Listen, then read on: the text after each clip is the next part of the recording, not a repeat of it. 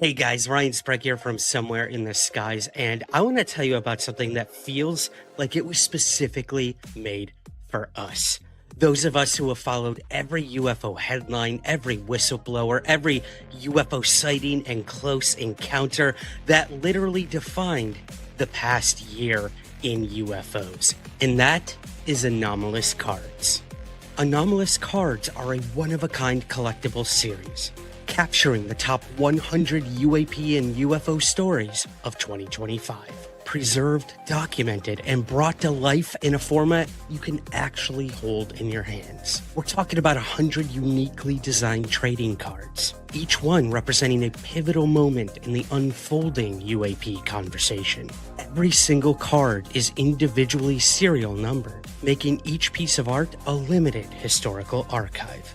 Not just a collectible, but a timestamp of disclosure in motion. And here's where it gets even more exciting. You can collect the full story your way. Grab a complete factory set and own the entire timeline of 2025. Or dive into the thrill of discovery with cello packs and boxes, each containing the chance to uncover exclusive Heroes of Truth insert cards, spotlighting the individuals pushing this mystery into the light. This isn't just memorabilia, it's a curated record of one of the most important years in UAP history. Head over to letsgetanomalous.com right now to grab your set or packs. And for Somewhere in the Skies listeners, you get an exclusive promo code right now for 15% off your order. That promo code is Somewhere15. Again, go to letsgetanomalous.com and use the promo code Somewhere15 for 15% off your order. Because the UFO story is still unfolding, and now you can collect it all with anomalous cards.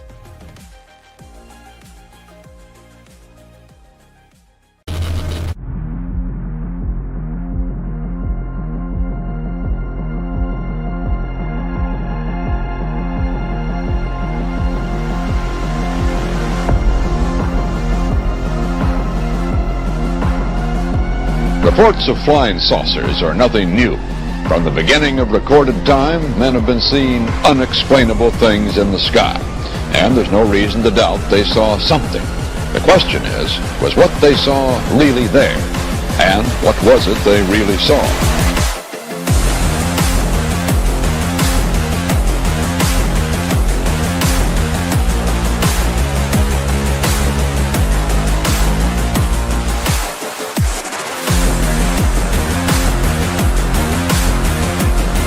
There's nothing to hide. There's nothing to hide at all.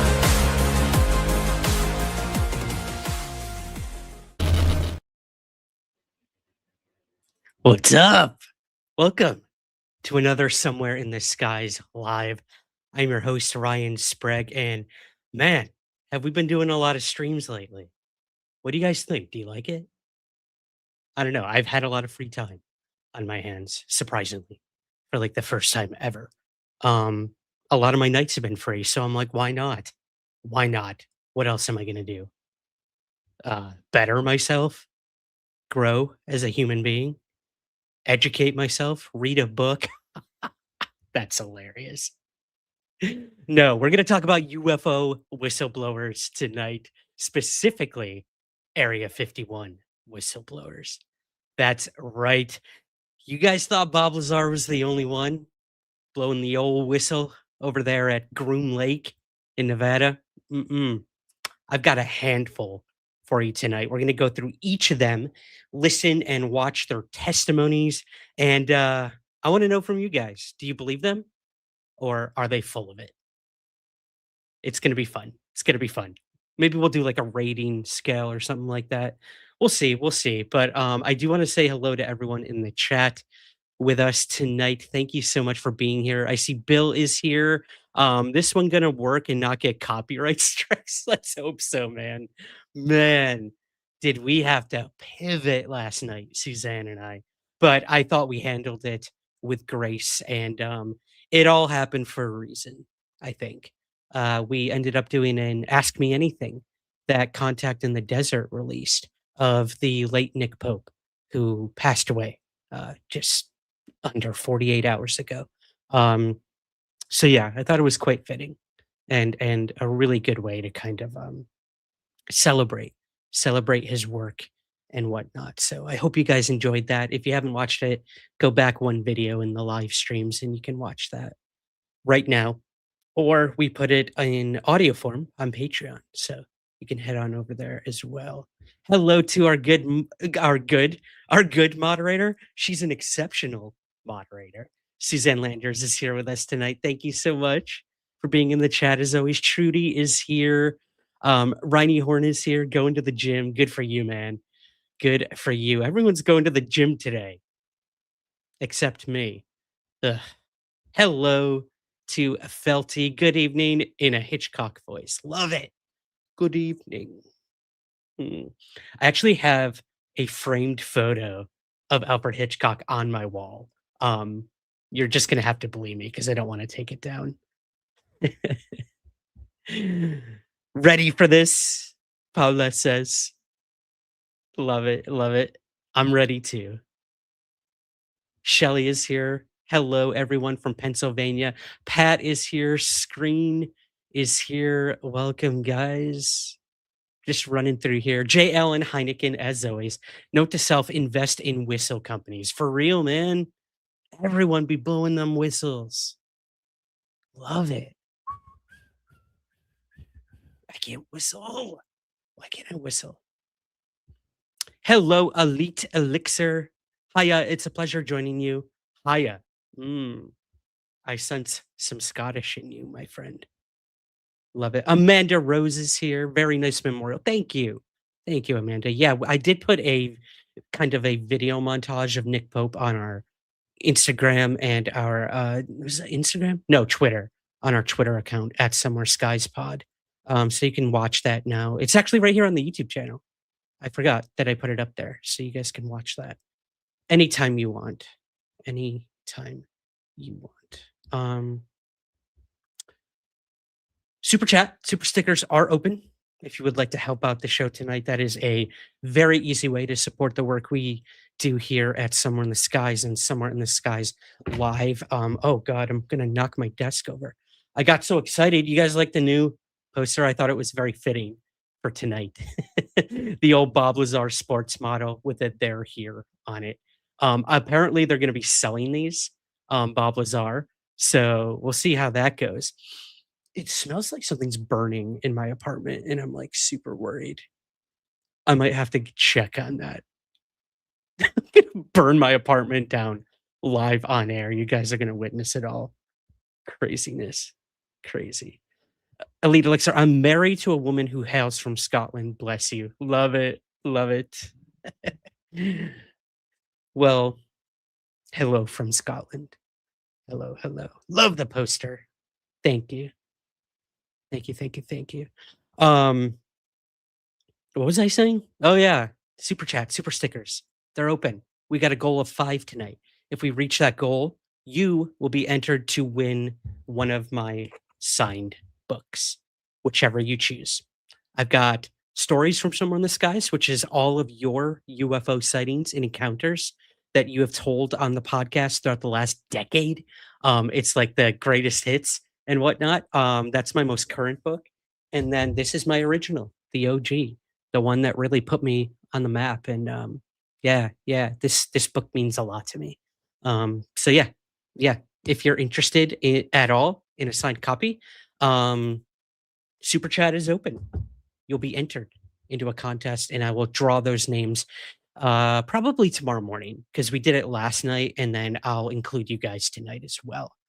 So we have a goal of 5, but that doesn't mean we can't surpass it because everyone who super chats their super stickers will be entered. So there we go. Enough begging for mucho dinero from you guys. Let's talk some whistleblowers, shall we? As long as you're not randomly smelling toast, it says, right? My left arm, is it left arm or right arm? Left arm goes numb, right? No, right arm goes numb because your heart's on the left. Someone tell me. I hope I'm not having a heart attack. Trying to think if I have anything else here before we get started. I'm usually much more prepared, but these because we've been doing so many live streams, it's just been a lot more impromptu, which we're doing tonight as well. So that being said, Suzanne and I learned the very hard way that sometimes video clips get you taken right off the stream. Like they do not mess around. They took us off like 3 times during our stream last night for playing a documentary. We're not playing a documentary tonight, but we will be playing a handful of clips from these whistleblower testimonies.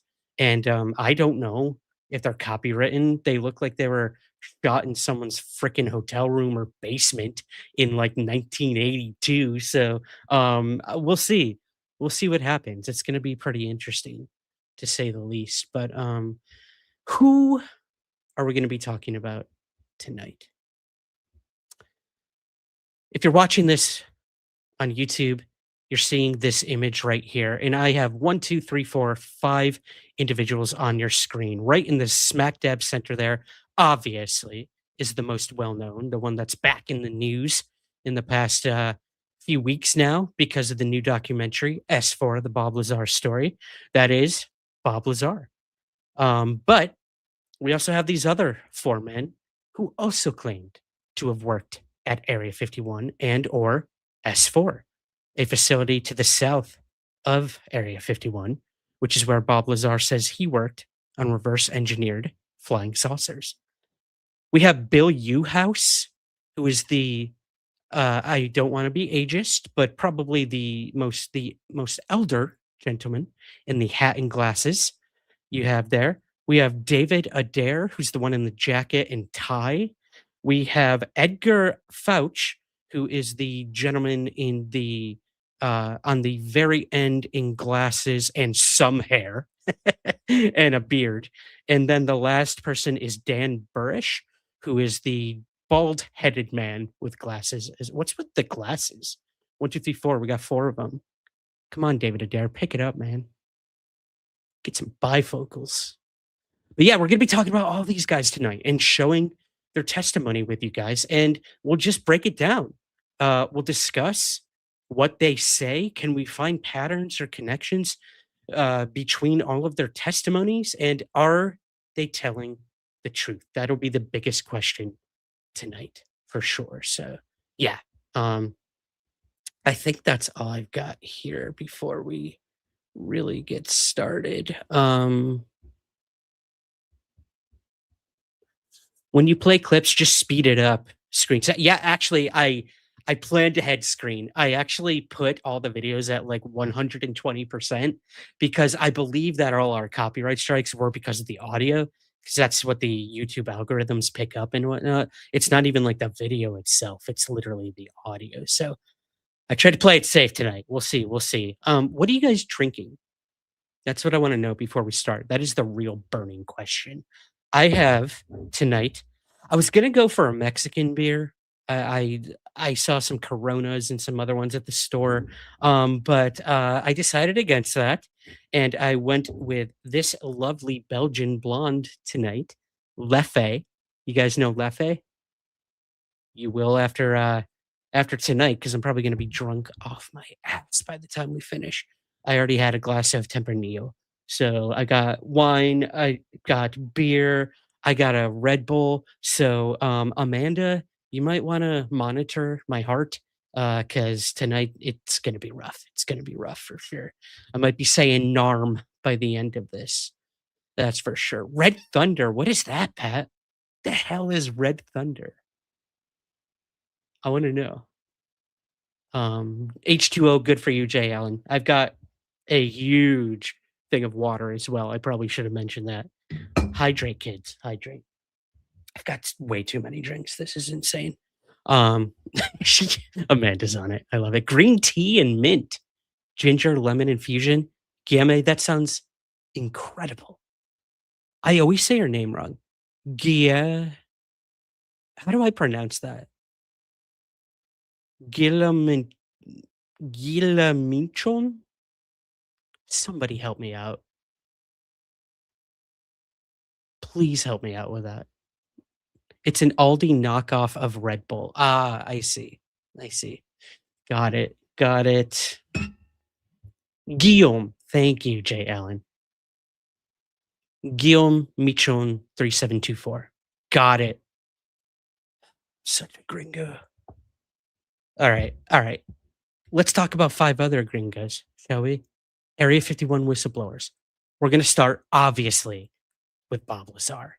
Now, you guys have probably heard the story a million times, but I found this really rare interview with Bob Lazar that you don't see often. We always see kind of the standard ones, the ones that George Knapp did with him, the ones where Bob Lazar did like a VHS presentation, like a lecture, chalkboard, all that sort of stuff. But I found this interesting one that I never actually seen before. So what I'm gonna do now is play a clip from Bob Lazar to kind of kick things off. Let's get in the mood a la Bob Lazar, who really put Area 51 on the map. No matter what you think of him, he is the reason we really know about that place and presumably this other mythical location called S4. So yeah, I figured we would start with Bob and then we'll work our way out with these whistleblowers because as I was kind of preparing this live stream for you guys tonight, I watched the testimonies and I started like, doing the murder board thing, like connecting the dots and Charlie, from It's Always Sunny and like, oh my God, what he said kind of ties into that. And he worked on the propulsion while he worked on the craft itself. And this guy was talking to the occupants of the craft. And it was really interesting. So maybe I'm digging way too deep into it, but I'd like to know what you guys think. So this is going to be really fun. So let's pull up our first clip of the night, and this is Bob Lazar, an interview you guys probably have not seen before. So here we go. Let me find it for you here. All right, give this a watch. Who you are, give us your credentials and where you've worked. Well, I'm a physicist and a scientist. I've worked at various government institutions, one of them being Los Alamos National Labs in Los Alamos, New Mexico. And also I'm more prominently known for working at Area S4, which is about 15 miles south of Area 51 in the Nevada desert, which is a top secret government research facility. Where did you go to school, Bob? I went to school at MIT and Caltech, also a couple other junior colleges here and there in California. And what was your field of study? Field of study was physics and electronics technology. And when you were working for these different installations before you went to S4, you didn't have any connection with flying saucers whatsoever, did you? No, I didn't have any connection. And in fact, I didn't even believe in them. I thought it was just, the rantings and ramblings of crazy people, more or less. When was the first time that you actually began to believe or got interested in the subject enough to want to go someplace and maybe work with them? Well, I was never interested in the subject at all, primarily because I didn't believe in it. It's when I was offered a job. Working on advanced propulsion systems is how it was advertised to me.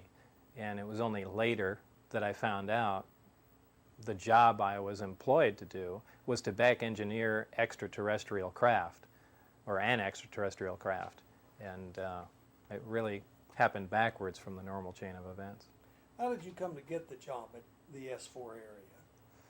Well, that's a good question. And I really don't know if I can answer it. I don't know what motivated them. There are certainly more intelligent, more educated people around. There is a wide variety of high-profile scientists and physicists that they could have pulled out of the works anywhere. If anything, your guess is as good as mine on that. I really don't know why I was chosen. I did have not really connections per se, but I did know a couple people that were also involved in the project. I really didn't know they were at the time, but they could have put a name in, and could have wound up that way. Labs in working at Air. Sorry, guys, I fast forwarded. I wanted to pause it. What do you think of a lot of people that doubt Bob Lazar's claims for good reasons? There's a lot of issues with what he just said, his education, where he went to school. A lot of people could not find any proof or documentation of any of that. George Knapp can come to the rescue for him and say, well, they erased him, his identity, blah, blah, blah, blah, blah. Stanton Friedman would beg to differ, obviously. But the fact that they would hire a physicist, as it were, or whatever Bob Lazar considers himself, uh, with like no true background in what the job he was going to do presumably entailed. Uh, would you hire someone like that so that you could eventually discredit them? I wonder. I do wonder about that. It's pretty interesting. Um, Gosh, I have no idea where we left off. And ramblings of crazy people, more or less. When was the first time that you actually began to believe or got interested in the subject enough to want to go someplace and maybe work with them? Well, I was never interested in the subject at all, primarily because I didn't believe in it. It's when I was offered a job. Working on advanced propulsion systems is how it was advertised to me. And it was only later that I found out the job I was employed to do was to back engineer extraterrestrial craft, or an extraterrestrial craft. And it really happened backwards from the normal chain of events. How did you come to get the job at the S4 area? Well, that's a good question.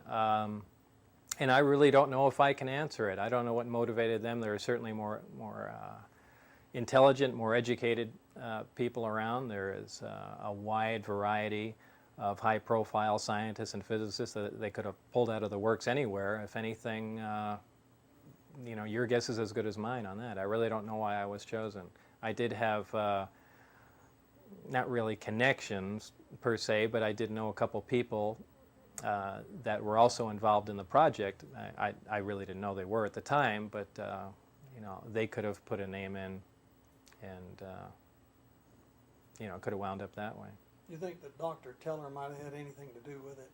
It's a substantial possibility. At one time, while I was working at Los Alamos, I went to see one of his lectures. I got there early, and he was outside, and coincidentally, at that particular time, I was on the front page of the newspaper he was reading, and he was reading about an article about a small Honda Civic that I had converted to run on jet power.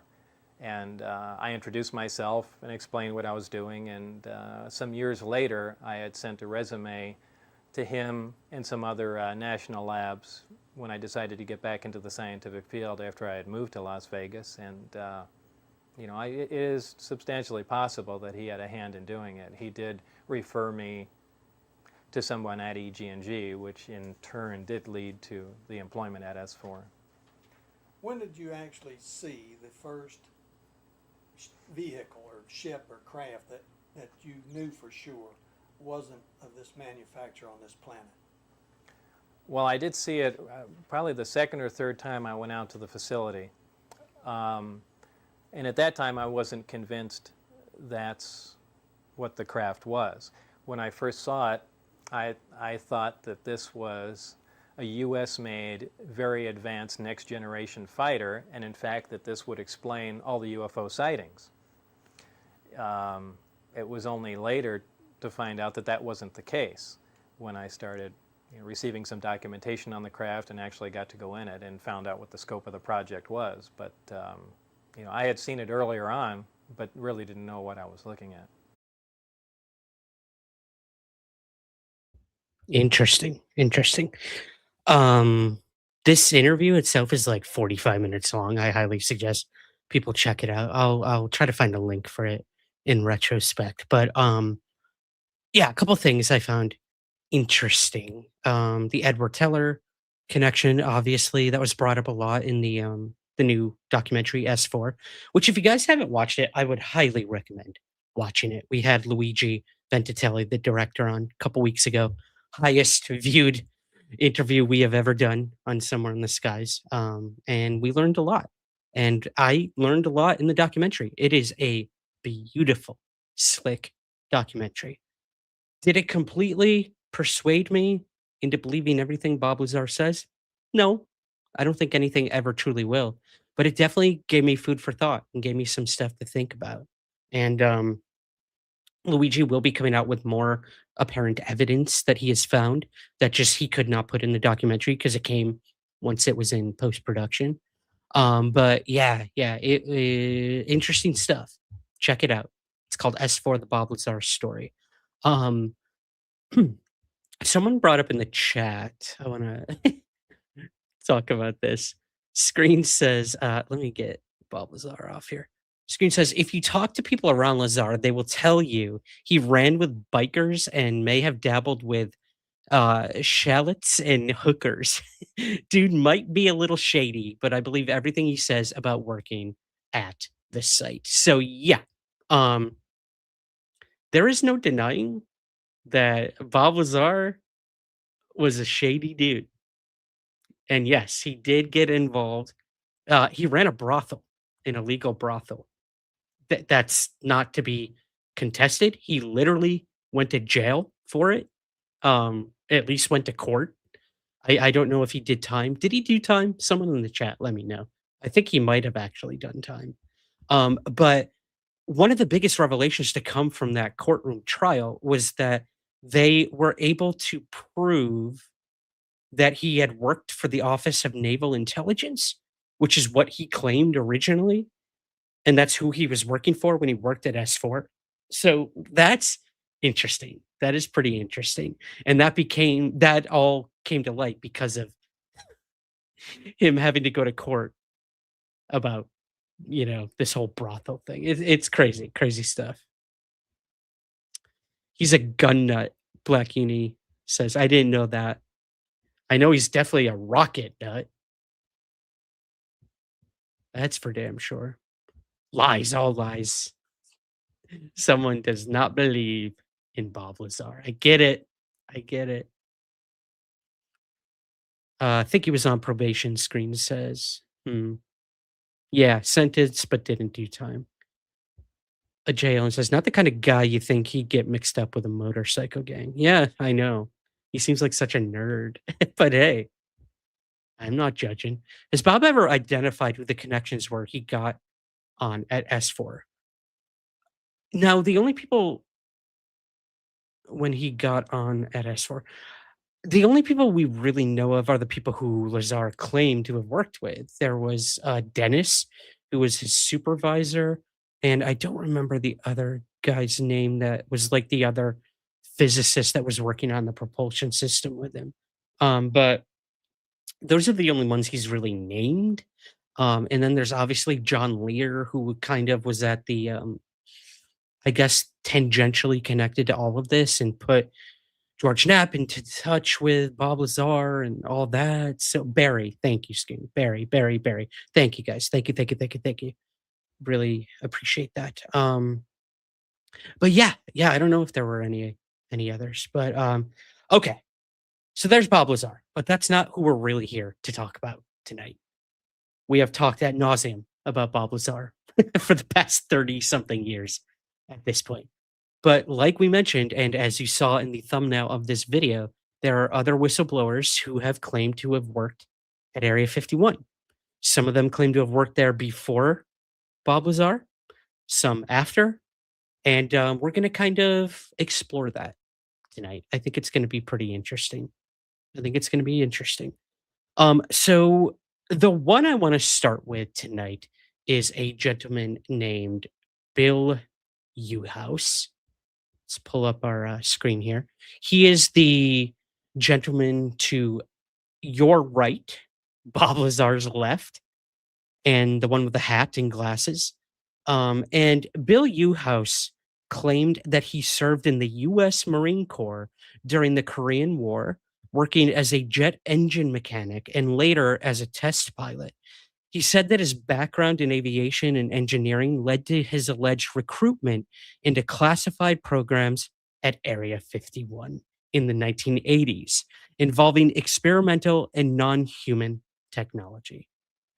So what I'm going to do now, guys, is play the testimony of him, and we're just going to hear from Bill, see what he has to say, see if any of it is starting to make sense or line up with big Bobby lasers. And we'll kind of just we'll take it from there. So let me pull up Bill Uhouse's testimony. Here we go.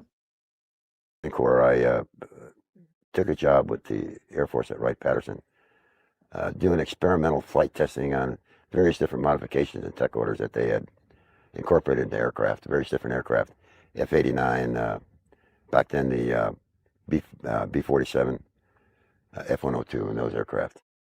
While I was at Wright-Patterson, of course, I was approached by an individual that, and I'm not going to mention his name, to determine if I wanted to work in an area on just new creative things, okay? And apparently that was the flying disc simulator.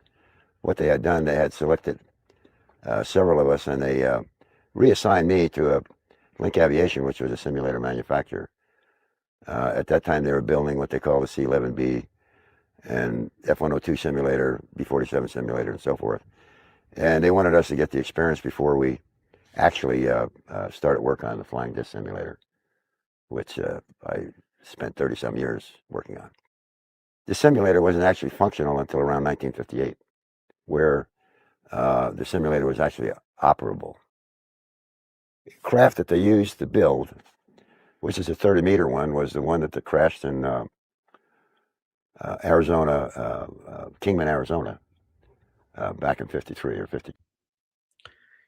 Interesting. Okay, so a simulator of a UFO or a craft, exotic craft, and it was recovered from the Kingman UFO crash, which we've done an episode on in the past. I highly suggest going back and looking for that. Ooh, this is getting interesting.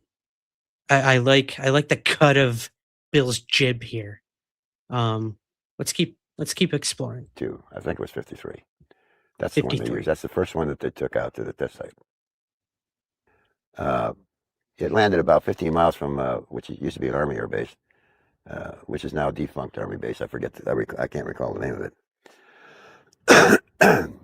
But that particular craft, there were some problems with, number one, getting it on the flatbed to take it up to Area 51. They couldn't get it across the dam because of the road. It had to be barged across the Colorado River at the time, and then taken up to where people go now, up 93, out to Area 51, which was just being really constructed at the time, and taken down those dirt roads and out to that particular area of the test site. There were 4 aliens aboard that thing, and those aliens went to Los Alamos, and they put certain people in there with them, people that were astrophysicists, just general scientists, to ask them questions. The way the story was told to me was there was only one of them that would talk to any of these scientists that they put in the lab with them. Only one of the aliens. The rest wouldn't talk to anybody, or even have a conversation with them. First they thought it was all ESP, or what do I want to say? Telepathy? Yeah, mental telepathy. But most of that is kind of a joke to me, because they actually speak. Maybe not like we do, but they actually speak and can converse. The difference between this aircraft or this disc and other discs that they had looked at was that it was much simpler design. In the simulator, it was one big thing different. The thing that, like, Lazar calls the reactor. Okay, we didn't have a reactor. We had a space in a thing that looked like the reactor, but that wasn't the thing we operated the simulator with. We operated with 6 large capacitors that were charged with 1 million volts each. Say there were 6 million volts in those capacitors. They're largest capacitors ever built. These particular capacitors, they last for 30 minutes, so you could get in there and actually work the controls and do what you had to get the aircraft, or get the simulator, the disc to operate. Okay. Actually, when it was operable, it would lift off the ball about a certain amount of there was a dimension there that we had that it actually lifted up, and it could actually turn, a certain amount of degrees left to right or whatever. In a simulator now, you'll notice that there are no seat belts, right? And the same thing with the actual craft. no seatbelts. You don't need seatbelts because when you fly one of these things upside down, there's no upside down like in a regular aircraft. You just don't feel it. You have your own gravitational field right inside. Okay. So a few things. You have your own gravitational field inside this simulator. Now, these are things that Bob Lazar would eventually mention as well in terms of the sort of anti-gravitic nature of what they were doing and the propulsion system in which he was supposed to be reverse engineering and trying to understand. Um, this is so it's interesting to hear him refer to Bob Lazar. You know, is that just because Bob Lazar was out there talking and this guy was like, okay, how could I kind of concoct a little story around what he was saying? But again, every one of the individuals you're gonna hear from tonight, it's fascinating because they each seem to be a piece of the puzzle. None of them are claiming to have worked together, which makes sense because Bob Lazar would even say, I didn't even know what the guy next to me was doing or in that room over there. It was so compartmentalized that, like, the scientists could not speak to the other scientists, which made no sense. No sense. Like, science is a shared, cooperative thing, collaborative thing. Why would you not be talking to one another? It's just like this whole world of black budgets and top secret majestic, level whatever. It's just crazy. It's crazy. So, Bob Lazar was working on actually trying to crack the propulsion of these craft. This guy, Bill Uhouse, is claiming that he was working in a simulation of sorts of a craft using the propulsion that these other scientists were allegedly trying to understand and display. So it's interesting. I don't really believe Adair, his story is to Indiana. We'll get there. We'll get there for sure. Screen. But let's continue with Bill Uhouse.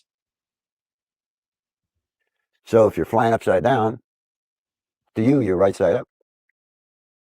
There weren't any windows. The only place we had any visibility at all, and it was done with with cameras or video type things at that time, was in the turret section. It takes a lot of time because of the area and the smallness of it. Just to raise your hand, it becomes complicated. You have to be trained with your mind, to accept what you're going to actually feel. And So there's some experience. perceptual distortion. There's a lot of distortion. Yeah, yeah. Seeing, just moving about. It's a. After a while, after you get used to it and all, and you do it, it's simple. You got to know where everything is, and you got to understand what's going to happen to your body. It's no different than, accepting the G forces. When you're flying a aircraft or coming out of a dive, and that kind of thing. It's a whole new ballgame. Did our flight crews ever take one of these discs out into space? I don't know that. I don't really know that. I'm sure they have. I'm saying it probably took a while to train enough of the people or sufficient time. The whole big problem with the disc is that it's so exacting in its design and so forth, and it can't be used, it can't be used as a like we use aircraft today with dropping bombs and having machine guns, in the wings and that kind of stuff. The design is so exacting that you can't add anything. You can't. It's got to be just right. There's a big problem in the design of where things are put. Say, where the center of the aircraft is and that type of thing. Even the fact that we raised it 3 feet so the taller guys could get in and stuff. The actual ship was extended back to its original configuration, but actually raised. We had a long period of introduction into meeting, say an EVE, an alien. And I called him J-Rod. Of course, that's what they called him, but that wasn't his, I don't know if that was his real name or not, but that's the name that the linguist gave him, Remember that. The name they gave the EBE, extraterrestrial biological entity, J-Rod. That's going to be a running theme tonight, just to preface you guys a little bit there. But interesting. Chris Mooner says they describe completely different power sources, Lazar and Bill Uhouse. So that is a contradiction right there. But let's keep listening. I maybe, who's to say that they were working on the same craft or anything like that? You know, Bob Lazar says there were 9 different models that were in the hangars there at S4. There was sports model, this model, the Jello mold sort of one that he describes as well, like molten metal that was almost like blending into the ground. Like there were a lot of different crafts, and apparently they all came from different places. And Bob Lazar is now saying that the sports model was an archaeological dig that was found like underwater. So there's something new that he's never said before. What? He said that on Joe Rogan this past week or weekend. So that's crazy. But yeah. Let's get back to Bill Uhouse. So he knew J-Rod, And I did draw a sketch of him when he was, before I left him in a meeting, and I provided it to some people, but that was my impression of what I saw. He'd sound just like, if you spoke, he'd sound like you. He's like one of the, a parrot, but he'd try and answer your question, A lot of times he'd have a hard time understanding, because if you didn't put it on paper and explain yourself, half the time he couldn't give you a good answer. Well, the preparation was, basically going through. First of all, I went through all of the different nationalities in the world, right? Just these whatever, Human nationalities. Yeah, human nationalities, Then they got into going into other forms of life, even down to animals and that type of thing. And the fact that this J-Rod had, his skin was pinkish, but a little bit rough, and that kind of stuff. Not horrible looking, or to me, he didn't look horrible looking. Some of the guys, that was in the particular groups that I was in, they never even made it, as far as I was concerned. When they gave you the psychological question, I just answered them the way I felt, and I had no problem, And that's what they wanted to know. If you'd become, hey, here's an alien, he's from here, and I don't know what, one of those kind of things, But it never bothered me, it didn't amount to much. So what kind of scientific advice he would give the crew that was building or back engineering these? Basically, it was only engineering advice or science advice. Say for example, I performed the calculation, and there's I spoke of a book that, it's not a book, it's a big assembly of various different divisions of on gravitational technology, okay? And the key element in there, all the information wasn't there, because even our guys, our people that were the top mathematicians and stuff, couldn't figure some of this stuff out. So we would take it, and then we'd have to, with each design, there's a requirement for calculations, and we'd have to prove by calculations, that this thing's going to operate, no different than anything else we do. And sometimes you get into a spot where you try, and even if you use the formulas to come up with this thing that they provide you, it wouldn't work. And that's where he'd come in, to tell him to look at this and see what we did wrong.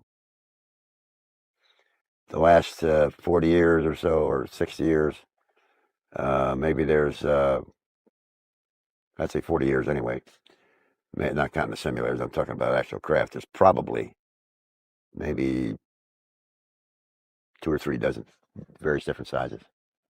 That we've built, or that we have that we built. Okay. I don't know much about the ones that, that they brought here. I know about that one out of Kingman, but that's about it. And I know the company that hauled it out of there and who's out here now. A couple different versions that they used. One was a chemical version, one was a solid version. And I don't even know the chemistry of the chemical version. But there's one that operates with under chemicals, with certain chemicals. Actually, what they've done with, I think, with these triangles that people have seen is they've got like 2 or 3 of, say, a 30-meter crafts, that are in the center of it. And the outside perimeter, you could put anything you want as long as these particular ones meet the design criteria, and they'll operate. Then it's more or less all that other stuff on the outside is tag along. But I'm sure if they put a large weapon up there and fired it, it would probably, not work, or they'd kill themselves. There are certain reasons for the secrecy. I could understand that. No different than, the first atomic bomb that they built. But they're getting so far ahead now with aircraft design, and people have come up and they're visualizing and seeing some of the design aspects that are put in some of the aircraft today. And eventually, I'm saying, like I told you gentlemen earlier, that 2003, most of this stuff will be out in everybody's plate to look at. Maybe not the way that everybody expects it, but in some manner they determine appropriate, to show everybody, hey, look at what we got. So No big surprise. you think this is the year 2000 that we're doing this interview? So you think within 3 years that the public will be told? I said this years ago, 2003. And the reason why I said that, the document I signed ends in 2003. And you're not the only one that signed. And I'm not the only one. Yeah. See, this I call it FOGIT, or that's what they call it, fundamentals of gravitational, techniques basically. But it's a volume. Now, I'm sure that manual now is just expanded. We're no different than anything else that they build for design criteria, because anything we do today, we have to have a design criteria manual, and they put all the information in that. And if you ever get one of these volumes of these documents, you'd be on top of the world. Okay. There's Bill Uhouse. What do you guys think? Some interesting things, some contradictions, in terms of the propulsion systems and what Bob Lazar said. Like Chris had mentioned in the chat. Chris, right? I do apologize. I want to make sure I got your name right. Yes, Chris Mooner. So, and you said they could be working on different craft, but Bob says all 9 craft he saw had the same propulsion system. Interesting. And I believe Bill said here we've got like a couple dozen craft. So, I don't know. But some interesting stuff. It makes sense that like you would have test pilots and people like Bill Uhouse who would be readily available to test fly these craft. Bob Lazar would even take people out eventually to show them the test flights of the saucers. Could Bill Uhouse have eventually been one of those individuals? He started in a simulator, but he then would go on to say, and then there were the actual craft. So who knows? Who knows? Like, I don't know the timelines and stuff in terms of when Bill Uhouse worked there and all that stuff. He basically just said like the mid 1980s or so. Bob Lazar was there in 89, I believe it was, if I'm getting that right. But yeah, what did you guys find most convincing about Bill Uhouse, and what did you find like, no, I don't think so. Let me know in the chat or in the comments below as well. I'm interested to know what you guys think. Is interesting that it's around the Tic Tac time. Good point. Good point. So that interview was conducted in the year 2000, they said. And he said, you'll start to see this technology in the next couple years. He's not wrong on that. I mean, now we have these like MQ Reapers and all that stuff, but that's 2026. Back in 2000, we had the stealth bombers, we had the stealth fighters, we had these black triangles being sighted in the 90s up to the 2000s and all that. So, he's probably not wrong on that. I find that interesting. They always say everything tested out at Area 51, we will see in the public in like 20 years or so. I don't know if that's necessarily true, because if you look at today, if that is true, we're at like 6th or 7th generation technology, according to what all these people have said. Why are we not seeing that when it comes to these wars we're fighting? Like, is that the ace in the hole we still haven't used yet when it comes to, you know, Iran or what's going on in Israel and Palestine and all that stuff, like, and Ukraine and Russia and all of that. Like, I don't know. I just don't know. Like, and he says, sometimes it seems like the tech we currently have, we intentionally slow down from progressing. So, what is the actual rate of technology? Yeah, agreed. I do agree. You think we'd be more along at this point. But yeah, maybe they do slow it down. And maybe they do have the advanced technology, but they don't want us to know and they don't want our rivals to know either. Maybe they're waiting for like a ground invasion of the United States to bust it out. Hmm. Think about it. From the year the Wright brothers flew until the time we went to the moon was just a few decades, yet we're using old tech. Yeah, so true. Uhouse predates Lazar by 10 years, his time at S4. Interesting. Okay. Okay. So they were using simulators 10 years prior. Maybe that's how they worked up to physical craft. I don't know. I don't know. Apologies if you can hear that loud ass dog outside my window. I'm in the view, why would he lie? That's what Elite says. Yeah, I don't see the purpose. Bill Uhouse did pass away in 2009. And I doubt he saw anything from this story. I don't believe he wrote a book. I don't think he like lectured at conferences. I don't think this dude made a dime off of coming forward with this. So you do have to wonder what was his motivation for coming forward and how much of it is true.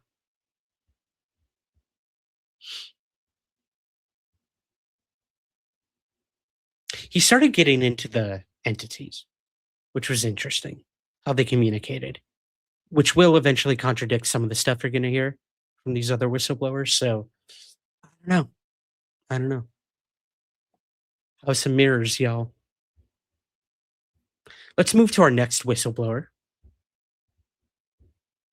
And that is going to be the gentleman you see in the jacket, the white shirt, and the black tie, and the parted hair. That is David Adair. David Adair is a self described rocket prodigy who claims he built advanced rocket engines as a teenager and attracted the attention of the US government. He says this led to his involvement with classified projects, including alleged work at Area 51. This was back in the 1970s, so we're dating pretty far back at this point. Adair's most notable claim is that he encountered and studied a living alien-like propulsion system that behaved as a sentient engine. What? That is bug nuts. A sentient engine in alien propulsion. Wow. Let's hear it from the horse's mouth, or the rocket scientist's mouth, I guess. Let's hear from David Adair and hear his story. Sound good? Oh, by the way, to let you guys know, still, super chat, super stickers are open. If we reach a goal of 5 tonight, you will be entered to win a free signed book, one of my books. So help out the show if you can. If you can't help monetarily, simply like this video, click subscribe, like, comment, all that good stuff.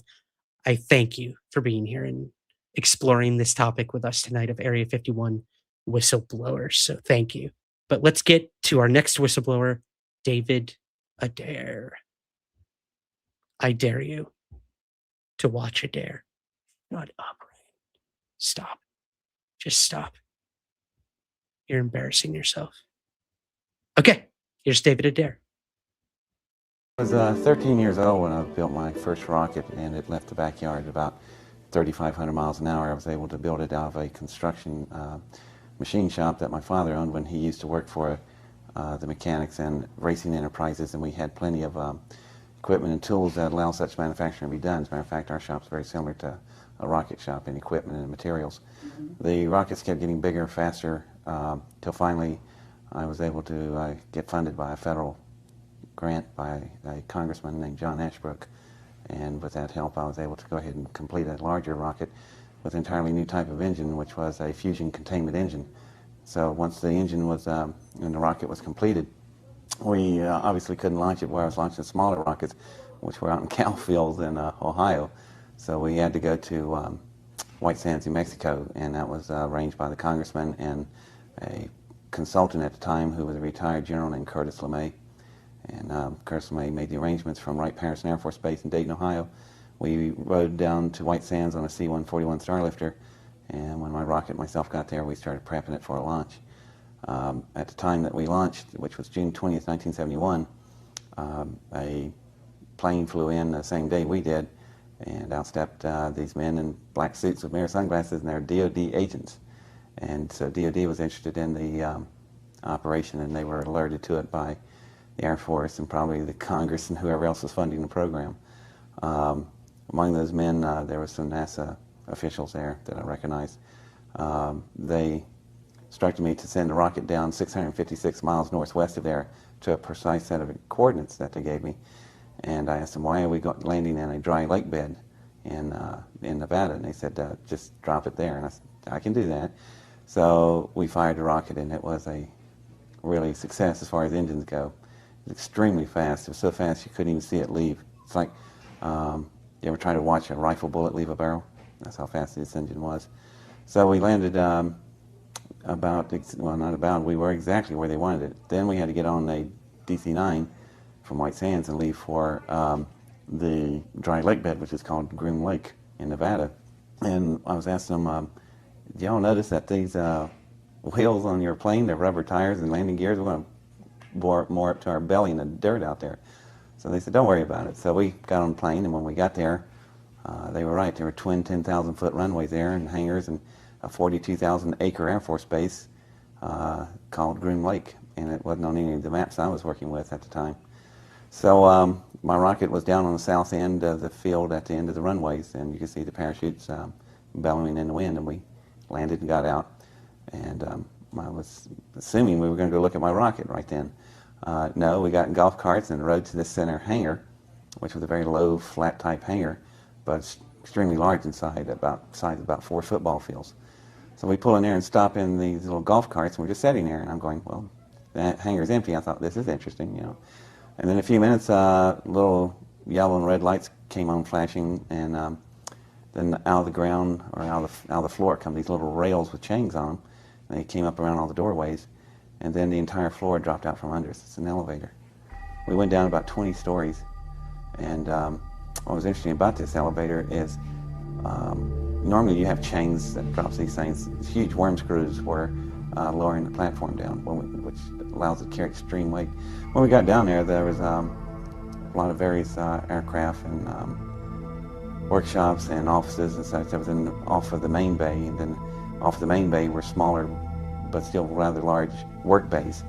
And in the work bays, we went down to one that had something sitting in one of the big workshops. So we went and they opened the doors, we went inside, and the room was lit up like if you ever seen a car sitting in a paint booth. You have horizontal lights running the whole length of the room, and they arc like a rainbow all the way over. The reason being, like in a paint booth, it casts no shadows. So if you're spraying a car, if you see a run and your shadow's hiding it, you'll put a run in the car. So this was the same reason. It's a good laboratory to do it that way. That means that it's casting no shadows, so whatever you're working on, you can see it without being interfering with the light. And that was the first thing that's different about the room.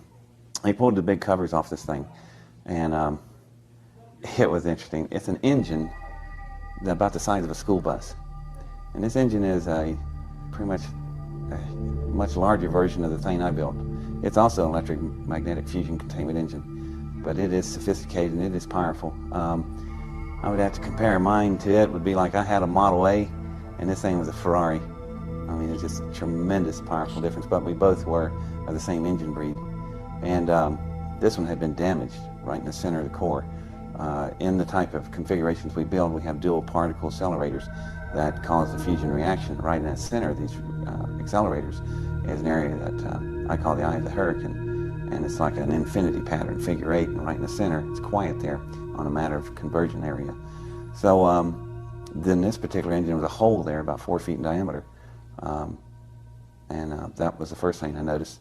They asked me to look at it and describe to them how I thought the thing functioned.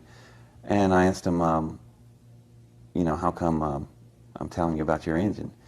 And they said that the engine was recovered in a project they was working with, and they wasn't sure how everything functioned on it, and personnel that were available to work on that was not available anymore.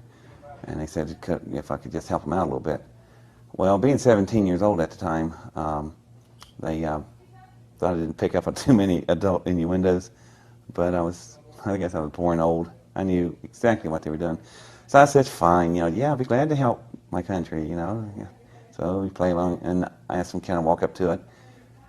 They said, sure, as a matter of fact, you can climb on it if you want. So I got up to the engine, and then something really unusual about the engine, other than the design, the alloys itself, just the sheen and color, looked like iridescent color, like when you hold a CD disc to the sun and you see the rainbow.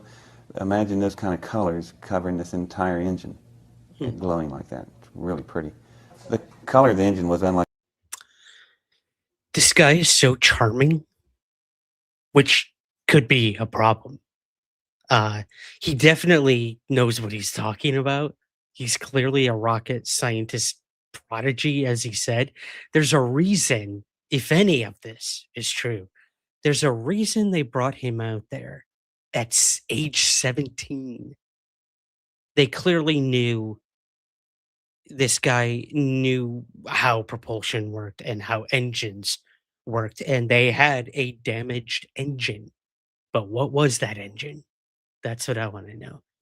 Also, put a pin in the elevator that he took to get down there.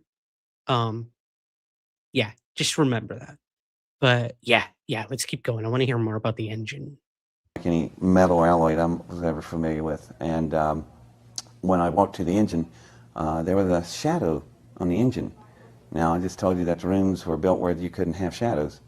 When I stuck my arm out to it, there was a shadow on the engine, but right on the table, there was no shadow. So it's not a light casting the shadow on the engine. The engine is picking up radiation off my body. So I back away from it, the shadow dissipates. When I walk back up, it's back on. And so when I put my hands on the engine to pull myself up on it, that's where it's interesting, because the alloys in some places were so thin, it was translucent. You could see through it like a sheet of amber. So when I laid my hands on it, this really interesting swirl pattern would come off wherever my skin was touching, and they would swirl out through the metal, going out through the alloy. And I didn't know of any metal that could do that. So I thought, wow, this thing's heat sensitive. It's picking up my body heat waves like that. So when I crawled, and they were really neat looking, smooth type wave flows coming off my hands. So I pulled myself on up on the engine and started walking over it, and it was huge. It was radically different than mine because it was just so much of a different design. And the way they ran the fusion flows and the way you would run fuel in a fuel line of an engine, this thing was totally different. There was no wiring. Now, my engine was covered with miles of wiring, so I could get all the firing orders right toward the cyclotrons, the particle accelerators. Did you immediately know that it was alien at that time? I suspected when I put my hands on it, it felt so different. It felt like a frog belly. I don't know if people play with frog bellies, but I did. It looked wet, but it wasn't wet. It's just so slick looking, but it wasn't slick. And it was just amazing. But also had such a texture, and as soon as you touched it, it was cold in the air-conditioned well in the facility, but the minute you touched the metal, it became your temperature instantly. I don't know of any alloys that can do that. So I started going, oh, this may not be from around here. So I'm walking down the engine, and I go up to where the main core cells are in the particle accelerators. There's a hole blown out there, and I step down into it, just get a better look. Now, at this point of view, I'm down in the hole in the engine, and the walls are real smooth. They're so smooth, the blast, these temperatures like that engine of mine, they run at 100 million degrees centigrade. You work with plasma physics. So when the field dropped down, this engine's metals were exposed to that kind of temperature, vaporized. But as soon as it vaporized at that particular point, fail-safe, it shut the engine off. All this probably occurred in a nanosecond, a billionth of a second. So the blast only irradiated out to about 4 feet in diameter and stopped. What was interesting is the way the engine's metal was, whenever there's torn places, you could rub your hands over the torn areas that are jagged, but they wouldn't cut you because they're so smooth.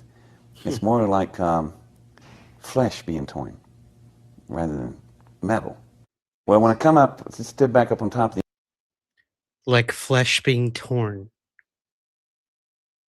Sentience. Hmm. I sense a theme coming here. engine, I knew, looking at some of the interior parts of it and the way it was constructed, I had enough of what was going on. So I turned around and told them about this firing system here. And they were going, yeah, where is the firing system? And I started to tell them that because I finally figured out what this thing was doing. But then I said, well, why am I telling you about your own firing system if all this is yours and you got, this isn't from here, is it? Matter of fact, it ain't from around the area, is it, boys? And they started getting upset. I said, let's do some assumptions. This is an engine. I'm assuming it came out of a craft, a big one. It ain't from around here, is it, boys? God, I love it. God bless America. By the size proportional differences, probably 300 feet plus, you know, the length of a football field. Well, therefore, it's got occupants. What in God's name you done with them? Well, that was the wrong thing to say, because they are up on the engine coming after me, and it's time to leave. Well, when I bend down to get off the engine, I put my hands back on the engine. Something interesting. Instead of the nice, smooth wave lines, they would now look like small tornadoes coming off all my fingertips, moving through the metal. And I pulled my hands back, put them back on. There they were, but they were starting to calm down a little bit. And then I realized what this thing was. They grabbed hold of me, the Air Force guys did. We got back in the golf cart and we were riding back up to the surface. And I was sitting there thinking, I just realized what this engine is. It's a symbiotic engine. The engine is alive. It is an engine that's capable. The reason it couldn't figure out the firing order is that the tubing that was cascading all over its body looked like the same pattern you would have from a brainstem of a neurosynaptic ordering firing order. So what's... Okay. Couple things I want to kind of branch off here. Nope is one of my favorite movies of all time, not just UFO, but of all time. And, you know, Jordan Peele really explored the idea of biological UFOs in that movie, a la, where is it? This book, actually. Ugh. Uninvited Visitors by Ivan T. Sanderson, which is all about biological UFOs, sentient craft, as it were, which I find absolutely fascinating. And this guy is saying, like, this craft, it had almost like a pulse to it, a heartbeat, an intelligence. This is fascinating. You know, I don't know what to make of the guy. I know a lot of you are like, this dude's nuts, but he seems very smart, just the way he talks. But again, that could all be the mask in which to perpetrate this hoax. I don't know, but let's continue to hear more about this sentient engine and craft. This is so fascinating. If anything, it's fascinating. happening is when the pilots sit down in their seats, their thought waves drive the engine. When I first touched the engine, I was curious and awed by it. The wavelengths were smooth off my fingers. When I was getting off down from it, I was totally angry. The engine was not picking up radiation heat waves. It was picking up mental thought energy. That engine is capable of a symbiotic relationship with the pilots. Did you tell them that? I didn't tell them squat. That's why they couldn't figure out the firing order. They said there was no wiring or circuitry. No, the pilots' brains are the wiring and the circuitry. The engine needs them in order to do all of its functions. In return, the pilots know exactly what the engine feels and how the spacecraft feels. The entire craft is probably symbiotic. When we got back up to the surface on the golf cart, It's like Flight of the Navigator. there was another problem developing. I already knew that if they could hold this kind of information back, there's a lot of other things going to happen. I also knew my rocket was gone because I built it under a federal grant. They were going to take the rocket. Well, that bothered me enough, but the other problem was something they were talking about that while I was standing there being a child, they're not paying attention. And that's when I first heard the terms first strike. And I'm going, what is first strike? And then I started thinking about it. That's June 1971. We're in the throes of Vietnam War. We're in the pitch battles. Wasn't long after My Lai had occurred. We just bombed the Dickens out of Cambodia because the Soviets were supplying weapons to the north. We wanted to do surgical nuclear strikes. General Westmoreland did, and the Soviets said, "You fire one of those off, and we'll go to global thermonuclear war." The only reason we didn't attack each other was MAD, M-A-D, mutual assured destruction. So the only way to win MAD is first strike. Whoever gets there first wins. My rocket engine out there went from 0 to 8,654 miles an hour in 4.1 seconds. It's the fastest thing ever. So Brag about it, why don't you? We can't all have the fastest rockets in the South, buddy. if you take that type of engine containment system and put it on nuclear warheads and put them on your own subs, park it off Siberia, the Soviets would never see but flashes of light, and that's it. They wouldn't even have time to move out of their chairs. No retaliation.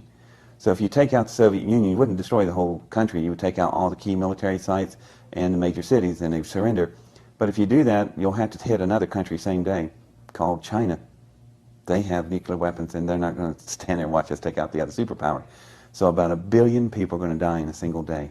So I'm sitting there going, all because of my engine? Unbelievable. So I scooped up a hand full of graphite grease off of the hangar door there, the wheels, and started crying. And I said, I want to see my rocket. So they thought, just a kid, take him out to see his rocket. I want to see what it at least looked like. So when I went out there with the 2 sergeants on the golf cart, we got out there. I walked over to it and opened the hatch, opened the particle accelerators, put the graphite grease, just smeared it on the doors inside and closed it. When you turn on particle accelerators, and if you always using deuterium, ask any physicist what happens when deuterium meets graphite. It's pretty bad. It's a major reaction explosion. So I turned on the particle accelerators, no fuel involved, and I told the 2 sergeants, it's got a fuel leak, we got to run for it. So we got on a golf cart and take off. And I gave us 60 seconds on a time delay. When we engaged, it exploded. It blew a hole the size of a football field out there. There's nothing left. Now they have no rocket. Now they have nothing to work with, but they got this kid. So I was told I'm going nowhere for the rest of my life, and it was scary. And they threw me in a room and kept me there for about 10 hours. And then a lot of noise outside, the door opens up, and there's this big stogie chomping figure in the doorway going like that, and his name is Curtis LeMay. So he came there and got me and took me all the way back home to Wright-Patterson. He took me back home to my parents. He told me that they're not going to be through with you. They'll deal with you again. And he was right. So that was the end of my summer vacation in my junior year in high school, how I spent my summer vacation.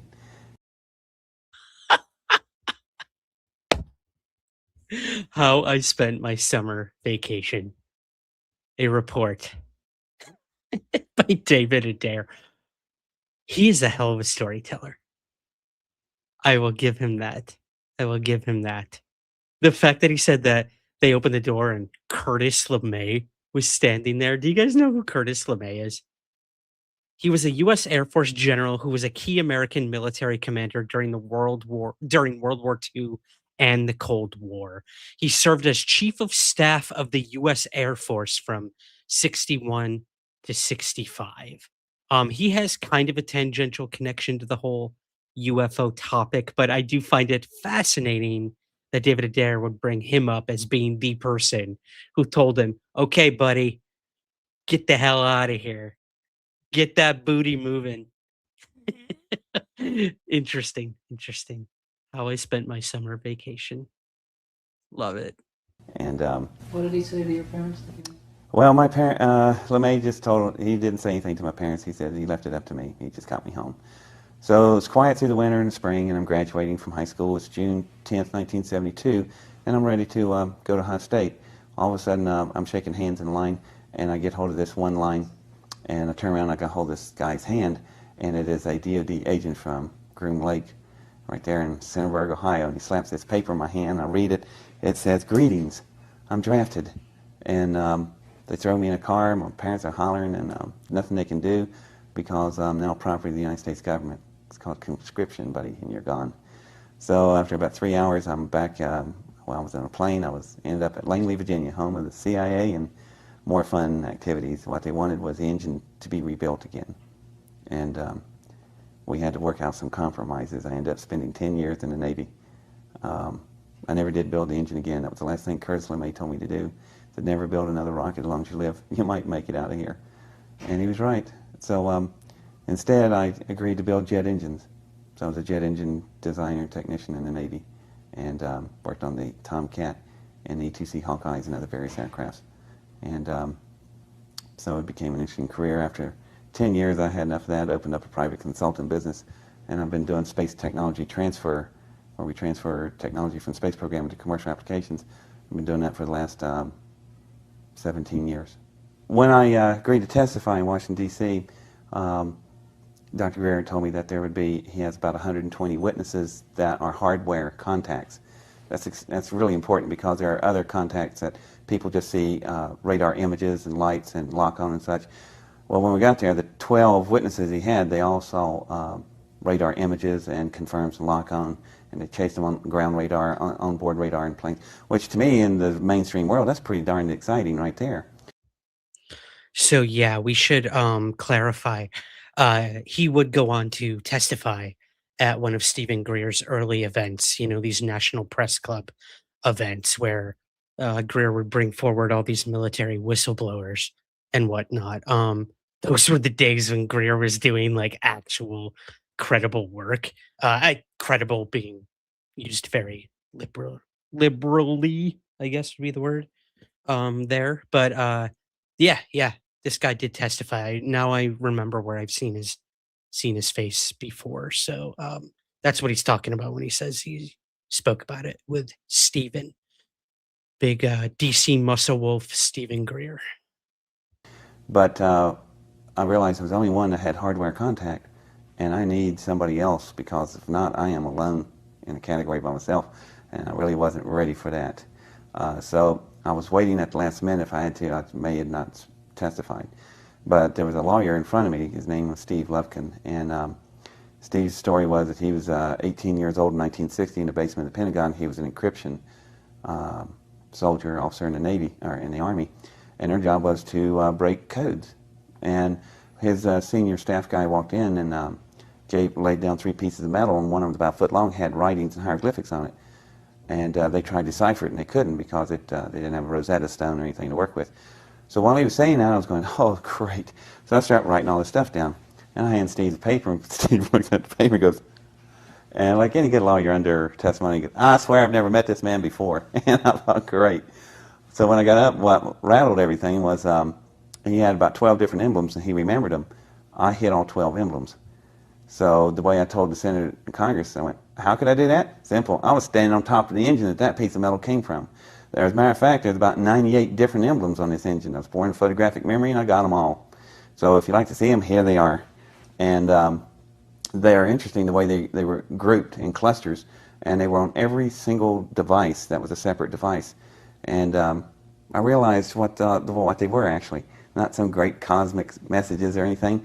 They're serial numbers for parts. That's how they figured out where their parts are. They got, heck, just like us, we got to know where all these. After looking at the emblems, some of the emblems repeated themselves. There was one that had a very similar mathematical symbol of pi, but it was a modified symbol of it. And it would show up every time there was a curved radius. And I'm going, some of the emblems would be reversed on the other side of the engine when the 2 parts were the same, left and right. And I'm going, that's all it is. No big, great cosmic message. It's serial numbers, just like we do on jet engines in the Navy. We group out our numbers. And but it would give you the alphabet of their language. So I was able to retain that. But also, I memorized how the engine was built. So let's build another one. Let's build another one, David. What an interesting story. I don't know what to make of it. What do you guys think? Let me know in the chat. Fire it off. Do you believe David? A lot of interesting things. For sure.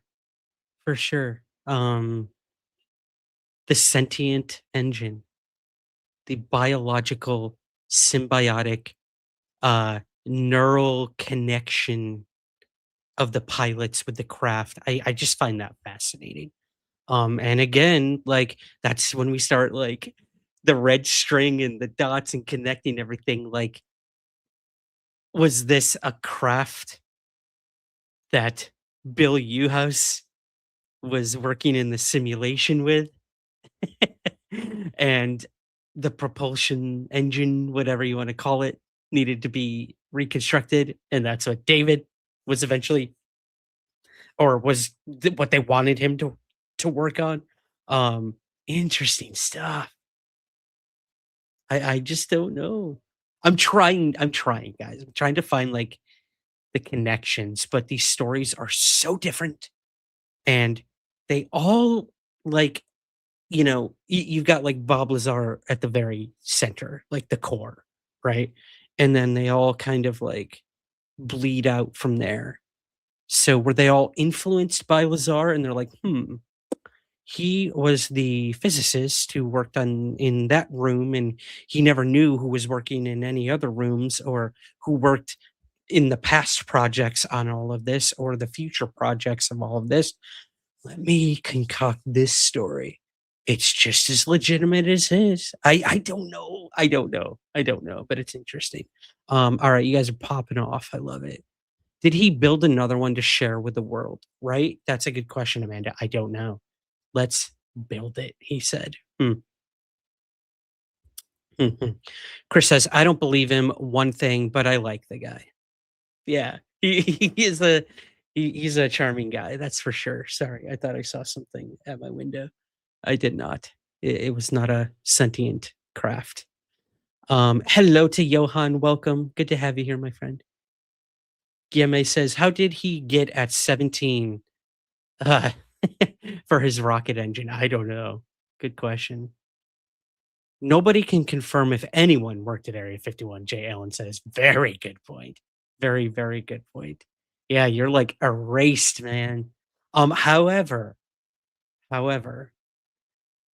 I have interviewed two people now that it is documented, proven, we have vetted them. They both worked at Nellis at different locations, different areas. That's where the name Area 51 came from. It's all, sectioned off as Area 2, Area 3, Area 7, Area 51, Area 52, whatever. Site 4, Site 3, Site 2, stuff like that. But we've interviewed a couple people. A gentleman named Joshua, who actually worked out there, and Chris Bartel as well, who worked both at Area 51 and Skinwalker Ranch as security. Crazy, crazy. And that can be proven. And they've both had wild, wild experiences. Go back in the archives of the Summer in the Skies podcast. Look for our interview with Chris Bartel, who worked at Area 51 and Skinwalker Ranch. And then our more recent interview was with Joshua. And he had some crazy stories to tell about working out there too. So check them out. Check them out. Okay. Let's see. Chris Bartel's my man. He doesn't get enough love. Agreed. Absolutely agreed. I am working with Chris on something to do with my book. I gotta catch up with him. It's been too long. But anyways, I'm getting off topic here. Let's move to our next whistleblower at Area 51, and that is a gentleman named Edgar Fouche. Let's get our old whistleblower card on here. Edgar Fouche is a former U.S. Navy electronics technician who later worked as an aerospace engineer and came forward in the late 1990s with claims about classified military technology.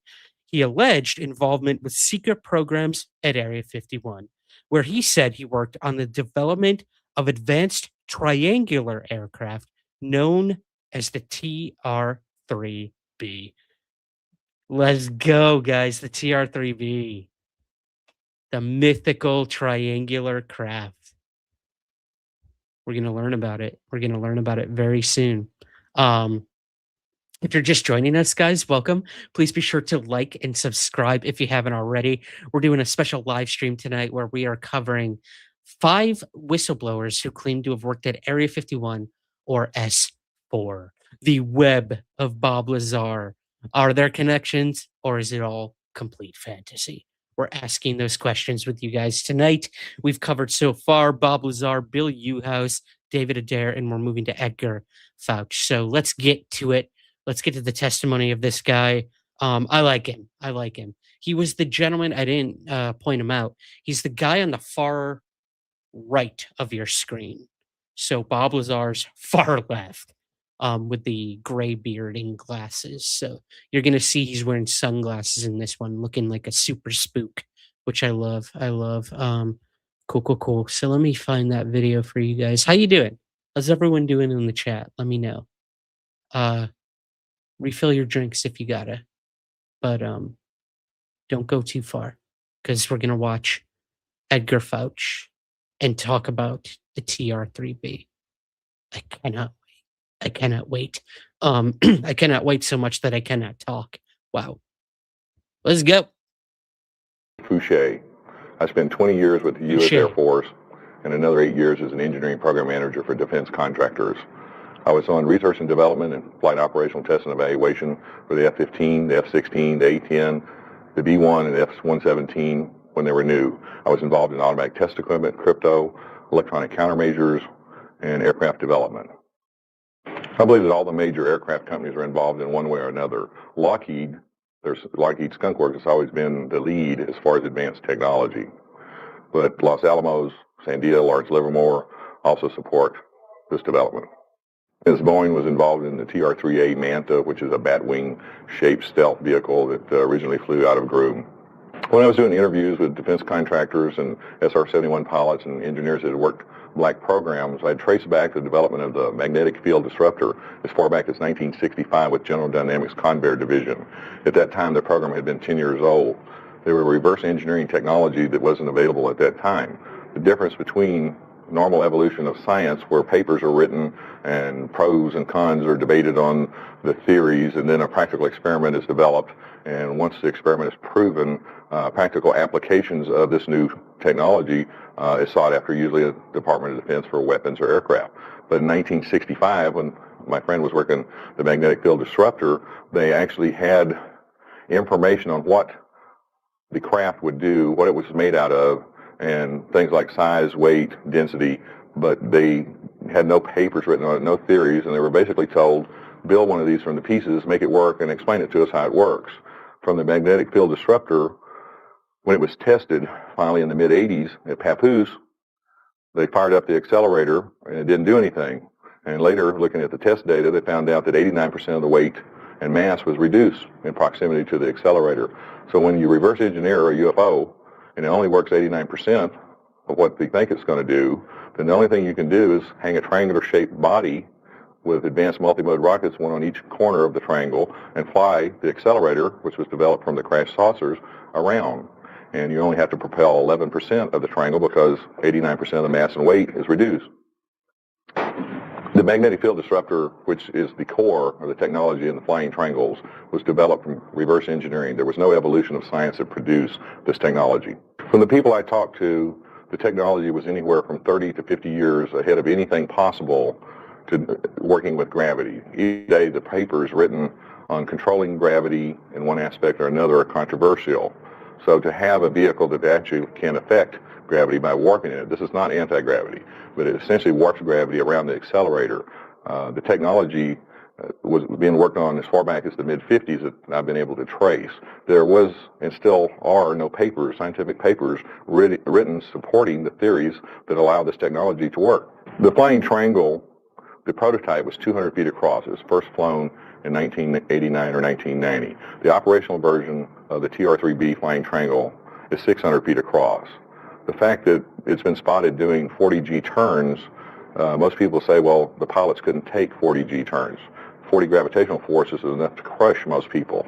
However, if you compute 89% reduction of 40 Gs, you basically have 4.1 Gs that the pilots take because the mass and weight's reduced, and also the G forces. And a person can take 4 Gs comfortably. The flying wings were first flown in the U.S. in 1948, and they were essentially built by Northrop. There were circular wing aircraft, or saucers, being prototyped and tested by the Nazis in World War II. Some of their science and technology and scientists were brought over to the United States. For example, A.V. Rowe or Avro had a contract with the Department of Defense and built several prototypes of the flying saucer in Canada.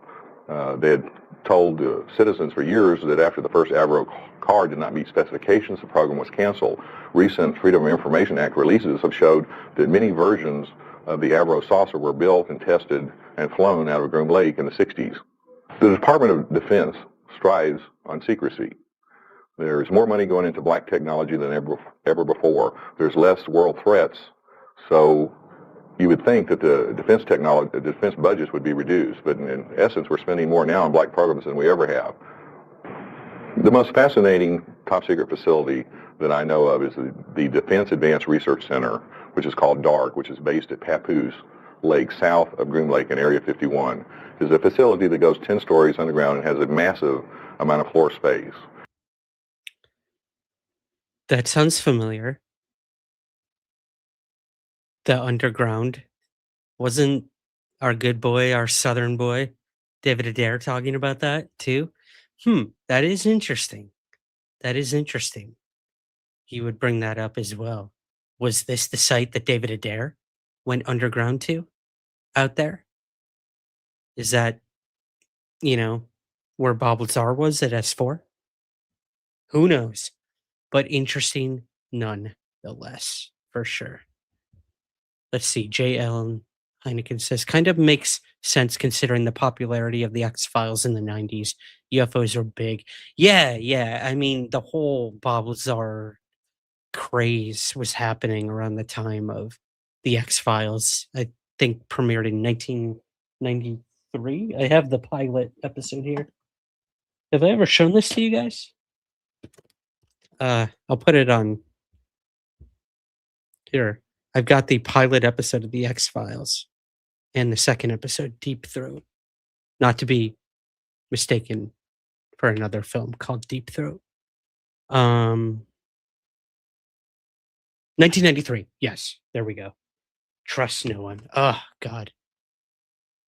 Hottest two FBI agents in the history of the Federal Bureau of Investigation. Amazing. Anyways, where were we?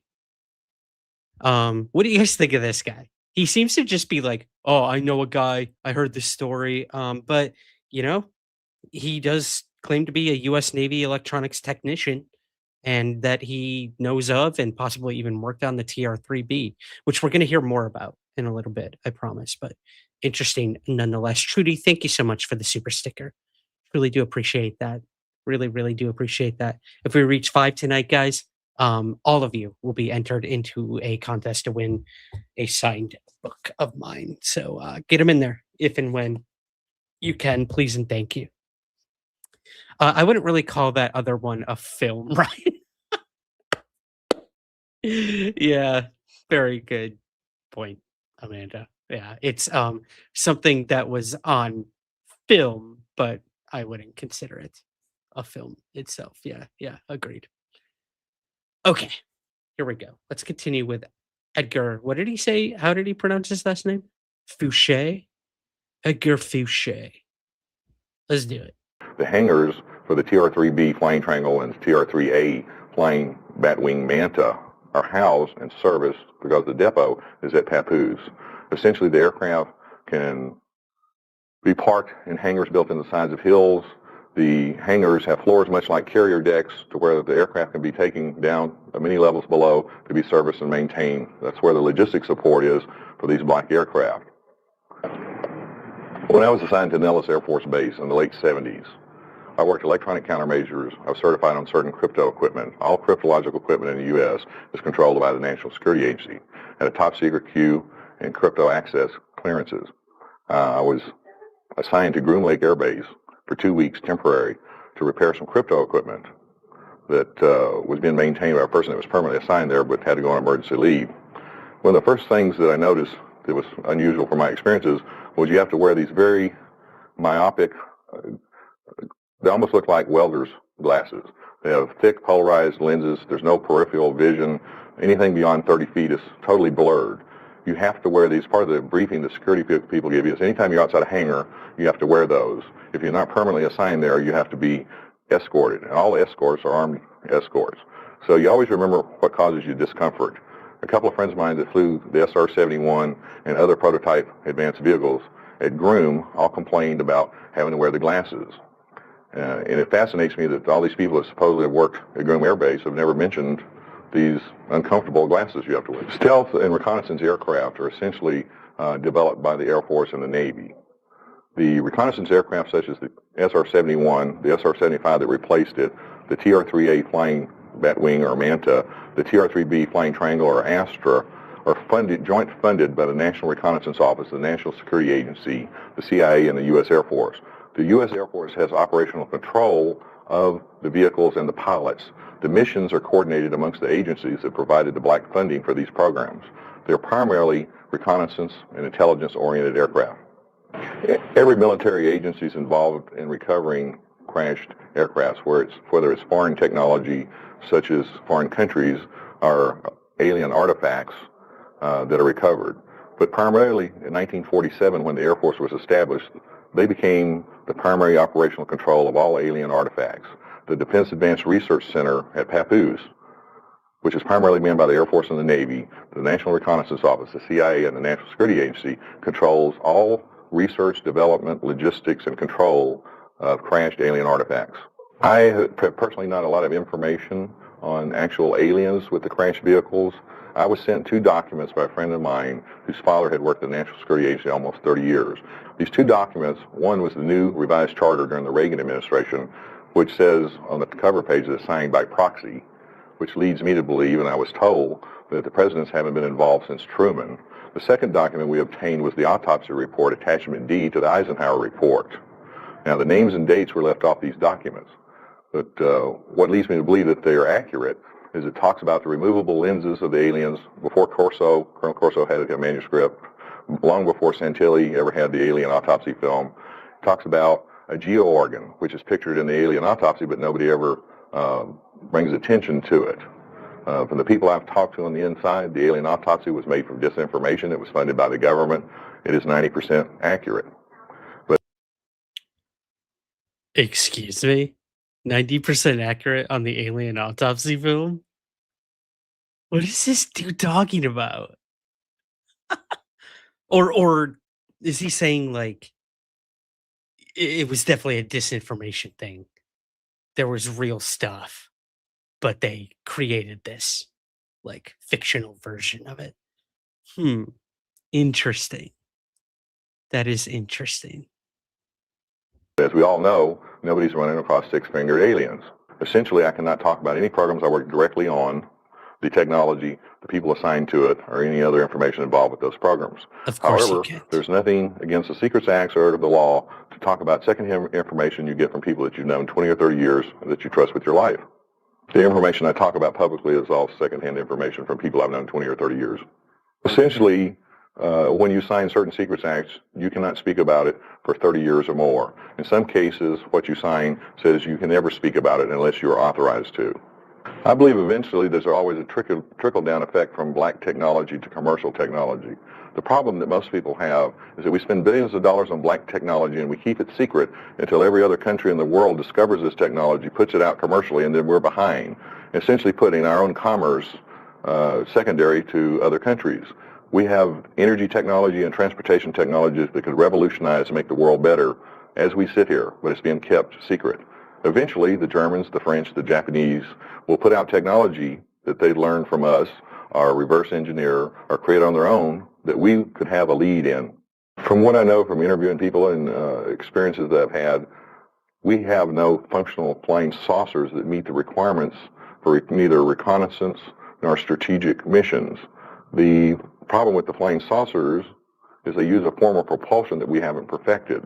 When we perfected the magnetic field disruptor, which is essentially a reverse engineered UFO propulsion system, it only worked 89% as effective as it should. At 100%, it would have been able to repel gravity and you could use it as a propulsive force. But when you only have something that works 89%, that reduces mass and weight and G-forces by 89%, the only option you have to take advantage of this technology in an aerospace vehicle is to hang a triangular body on it, put 3 multi-mode engines on it, and fly this propulsion system around.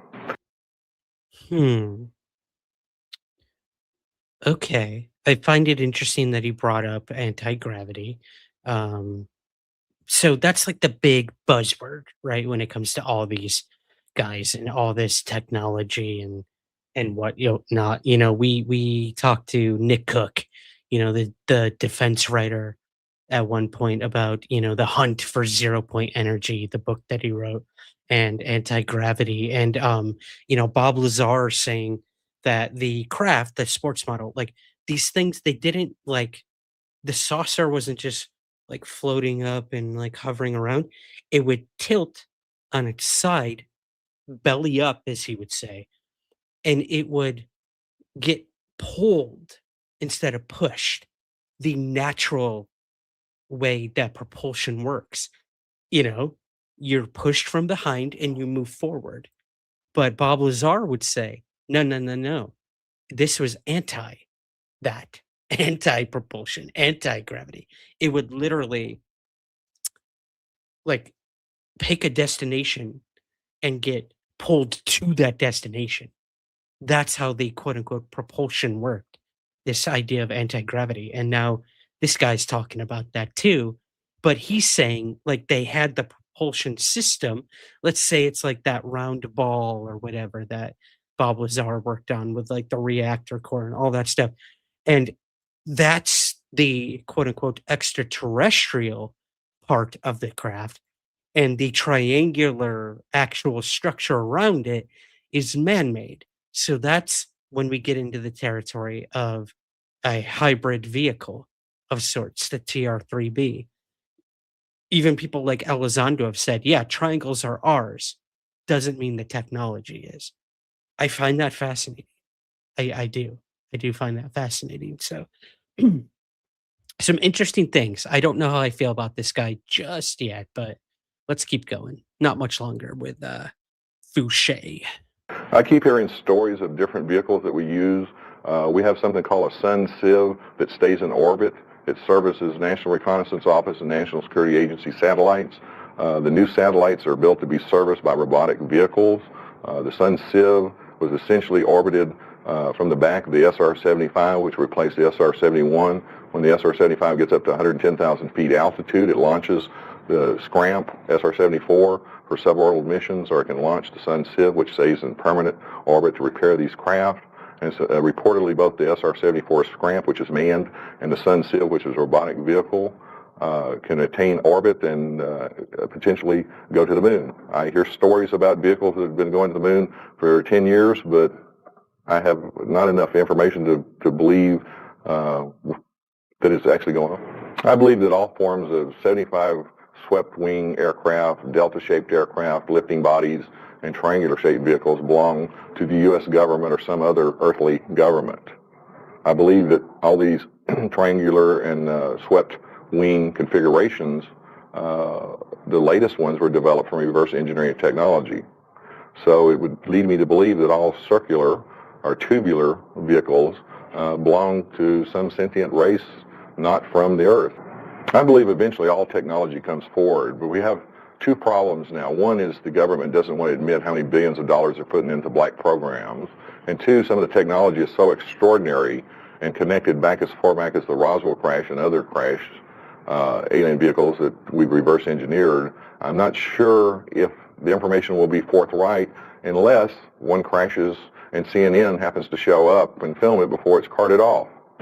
The flying bat wing configurations or flying wings that are such as the TR-3A and the flying triangles are essentially tactical reconnaissance vehicles. I know nothing of the weapon systems. There are other vehicles such as the replacement for the F-111 swing wing bomber that have been called several different names that are fighters and bombers that are armed with weapons. I've essentially concentrated on the technology involved with the flying triangles.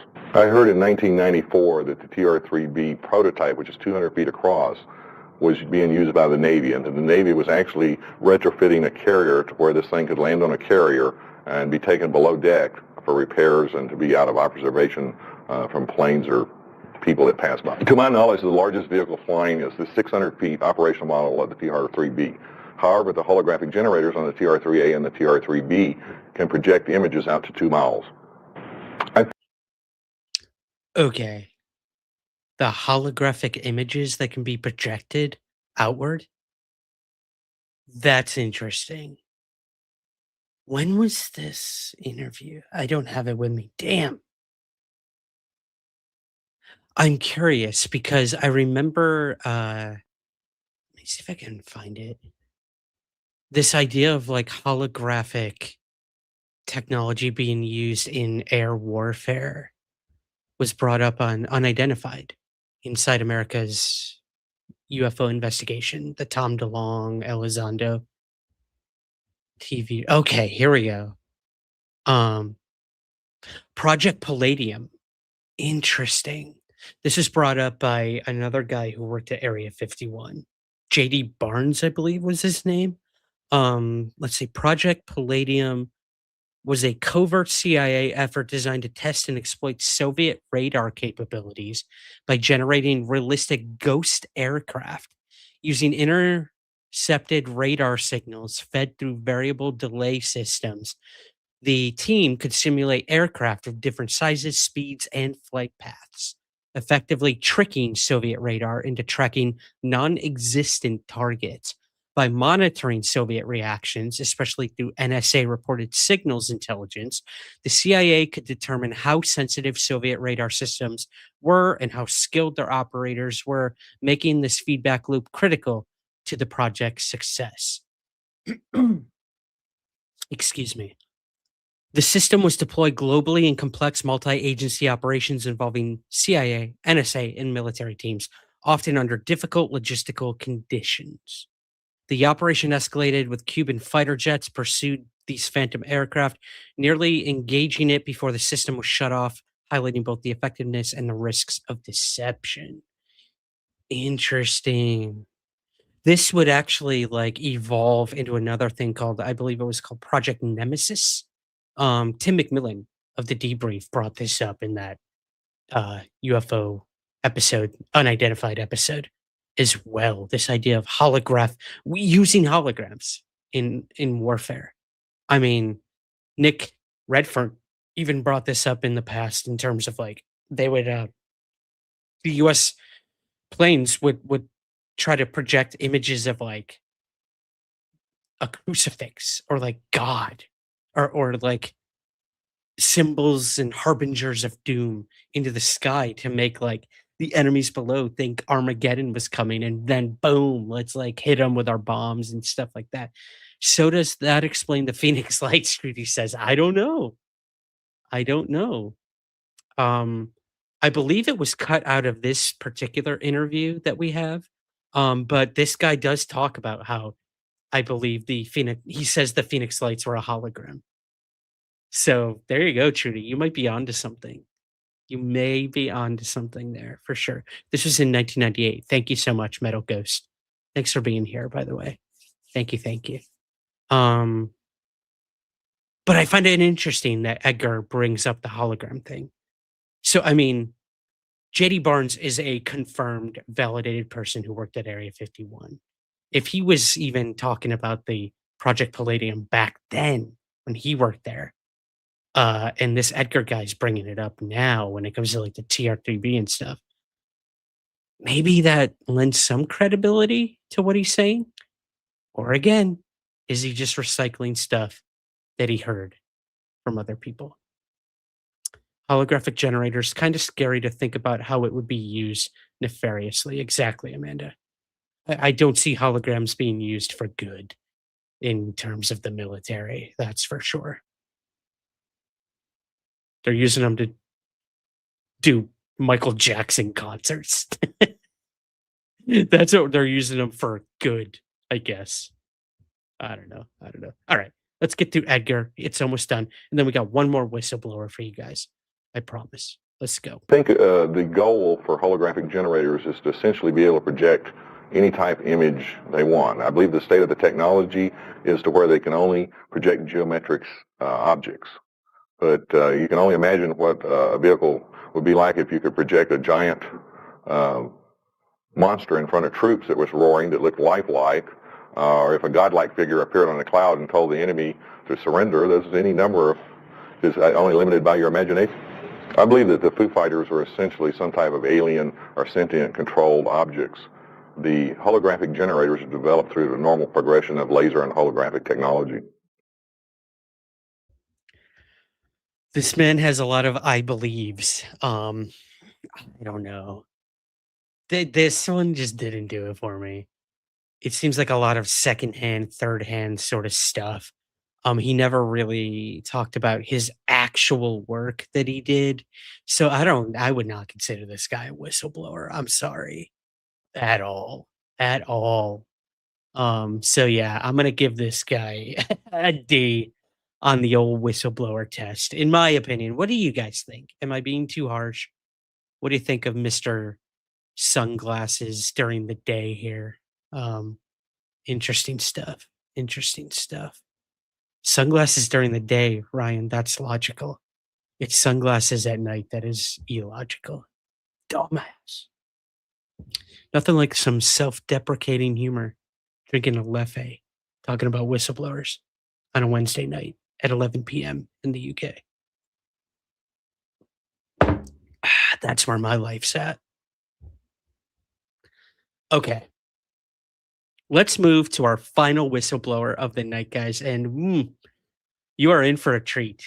You are in for a treat. This is probably one of the most controversial Area 51/S4 whistleblowers out there, besides Bob Lazar. One of the most polarizing, and that is a gentleman by the name of Dan Burisch. So Dan, if you're watching this on your screen, is to the far left on your screen, baldy with glasses. He claimed to be a microbiologist working on classified government projects tied to Area 51. He says that in the mid-1990s, he worked at S4 and was tasked with studying an extraterrestrial being known as J-Rod, focusing on J-Rod's biology and communication under a project called Project Aquarius. All right, you guys ready? Prepare your butts for Dan Burisch. This is quite a story. And then I've got an extra little treat for you when it comes to some stuff he's going to bring up. But this one, I don't know what to make of it. I don't know what to make of it. He reminds me of David Adair in terms of like the way I'm just going to play it. I'm going to play it, and then we're going to get your thoughts. All right? Let's watch the testimony of Dan Burisch, the second most controversial whistleblower when it comes to Area 51, in my personal opinion. You be the judge of that. Here's Dan Burisch. Mid-90s, how did you come to be employed there? Several locations in the mid-90s. I had some cover positions here in Las Vegas, which made me look like a good old-fashioned Joe. In fact, I had had some police experience at the late 80s. You're probably centering your question around work for the government. In 1986, I was approached while working as an undergraduate student in Dr. Bert Bell-Babero's office, in his parasitology laboratory, to be exact. I was looking through a scope at the time. Three gentlemen walked into the laboratory, closed the door behind them. There was 2 uniforms and a suit that were present. Both of the uniforms I would make as most probably being United States Navy. My memory of that one event's kind of hazy after seeing all of the suits and uniforms and whatnot. We spoke for a while. They asked me if I was interested in seeing the world and the like. I told them I, in fact, was. We went through several interview processes, not unlike this, and reviewed my background. I went through several background investigations. Finally, starting up 90-91 timeframe, I was cleared for working past groom to the Papoose Mountain facility, that place that doesn't exist, about 90 miles north of here. The nowhere place. That's how I came to work there. My original assignment was at the Groom Lake facility to review histopathology slides. And I went through nearly a year's testing and then was basically let loose for a year, and I heard no contact from them. After that, I was brought back in and shown some higher grade slides of unknown origin. Following that, I was introduced into a working group and subsequently brought into the Papoose facility, the Site 4 facility. We worked for well over a year on slides of unknown origin. After I took a minimum leadership position under several of the other biologists who were already present, most of which are now deceased. You know the names of those individuals. I was then introduced into the level 4-5 facility, and the 4-5 coded for 9, you're aware. And so what we did is introduce the new members, myself amongst them, into the clean sphere area, and we were eventually shown the subject for which we were examining the slides. The slides were unusual in that they were in pressurized cells, and they were reviewed by us on a conveyor with a completely automatic microscope. We weren't touching anything. We give verbal commands. At the second instance, we were finally allowed to have a VRML, a keyboard, for examining the slides. And I digressed, but then working with the J-Rod itself in the ambassadorial suite or the Clean Sphere suite. Now, was this under this Project Aquarius? Yes, yes. Initially, I was assigned as a working member of Project Aquarius. Then finally, I was made an assistant working group leader. Then mysteriously, after one meeting with the J-Rod, I was asked to take the working group leader position. I didn't find out why I was asked to take the working group leader position until, well, within this last year. I never understood it because Stephen was older than I. He was my senior not only in ability, but in age. And I would have never figured being advanced above an individual like that in ranking within a working group. And in fact, I never considered myself above him. We worked together. Could you? I just want to comment on him saying mysteriously I took over for this person. That it seems to be a running theme too. A lot of these guys in other interviews that I watched would say that, yeah, I was replacing somebody and they never told me why, who they were, stuff like that. But that is one of the big things that Bob Lazar said too. The reason he was brought in so kind of a last minute or whatnot was because he was replacing another physicist who he believes died during the Project Galileo, which was the one that Bob Lazar was working on. Now, this guy saying he worked on the entities, the occupants of the craft, Project Aquarius, as it were.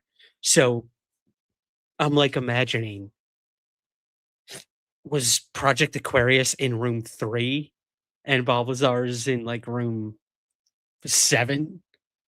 And none shall they pass. I don't like, this is so, when you really like sit down and like imagine, it's fun to imagine, but at the same time it's like I don't know. Dan Burish's final boss. I love that. He does look like a final boss for sure. For sure. And he is our final boss tonight. We had to work our way up. We went from like the simulation of the craft. I don't know if you guys noticed this. The simulation of the craft with Bill Uhouse. We went to David Adair, who worked on the engine, the propulsion of the craft. We moved up to Edgar, who worked on the TR-3B and all of that in terms of like reverse engineering and using the technology with man-made craft. And now we're talking bodies and we're talking J-Rod. So yeah, good observations for sure. Can you move on with this video? God. Apparently Laura Simona has places to be, so I guess I should continue with the video. Explain briefly what you were briefed on who and or what J-Rod was? Initially, I was briefed that J-Rod was an alien, specifically from the reticulum system, 2 reticulum 4. I had no idea the truth. Yes, from 2 reticulum 4 now, but I had no idea the truth of how they came to be. As I said to you before, I have never met an alien, but I have met an extraterrestrial. I found out subsequent to interactions with the J-Rod. And again, they have personal names. The term J-Rod simply means 15, which was a basing name for where they're located, the number of light years from our location. So they took those names. And they identified through the Sigma protocols, the linguistic protocols, with a rod symbol, which was an inertia symbol, and the letter J. And in fact, that was a combination of Mayan and Egyptian numerology having to do with a rod and a J, meaning 10 and 5 for 15. 15 light years away, is that at least 876? 876 Charlie, from what I've been told. Now, he did not specifically tell me that that was the location, but the number 15 was mentioned. Well, They don't call it, apparently, Police 876, whatever, how Charlie. did J-Rod get here? I mean, how did he, 15 light years away, He crashed in 63, from what I understand, was that right? outside of Kingman, Arizona. Right. There was a problem involving his physiology and his biophysiological. There is a problem there. He said that this being came from the Kingman, Arizona crash, as it were. He said 1963. He may have just misspoken, but that was 1953 when that happened. So he's off by a decade. You would think he would know that. However, like maybe he just misspoke or something. Or maybe he was just told something different. Or maybe it was a completely different Kingman UFO crash. But interesting. All right, let's continue. Communication with the craft went wrong. And of course, he's ill, as we know, with the MGUS and the paraprotein associated problems. And he crashed. And how was he transported immediately from that crash site to the S4 facility? And how is That I don't know. Okay. That I don't know. You don't know how he came to be at the facility? I believe he and associates were transferred separately. He to the originally to the Groom Lake facility, and an associate to, I believe, Los Alamos. I have no independent verification of where the associate went, though. All I can say is that he was there at Site 4. Right? Now, you interacted with J-Rod. Was there a general procedure for this interaction? Well, there was not a general procedure. There was a very specific procedure. Very specific, okay. After we would be brought in with our helper biologists, there was controlling helper biologists, those in the gallery, and then the introduction specialist, which was myself on a number of occasions. We entered the clean sphere through a large series of protocols involving pressurization and compartmentalization, no pun intended, until finally we were pressurized and fully encapsulated a TEC, a TES, total encapsulated suit for entrance into the clean sphere. Once we were pressurized and entered into the clean sphere, well, I should digress. We had a medical evaluation and all of that first. But they ceased doing that after a couple of medical evaluations. It was more just interested, let's get you in and get the work done. I would enter into the clean sphere, and I was not supposed to communicate with the J-Rod at all. I was not supposed to know his name. The reality is we were communicating from the time that I entered into the ambassadorial suite external to the clean sphere, talking back and forth freely. I could hear whatever he was projecting at me from thought, and he could very clearly hear what I was thinking. I say hear, meaning perceive. I was supposed to stand over by a hologram projection system, which was run as like a teleprompter system, over to my right, that would be run inside of the clean sphere glass.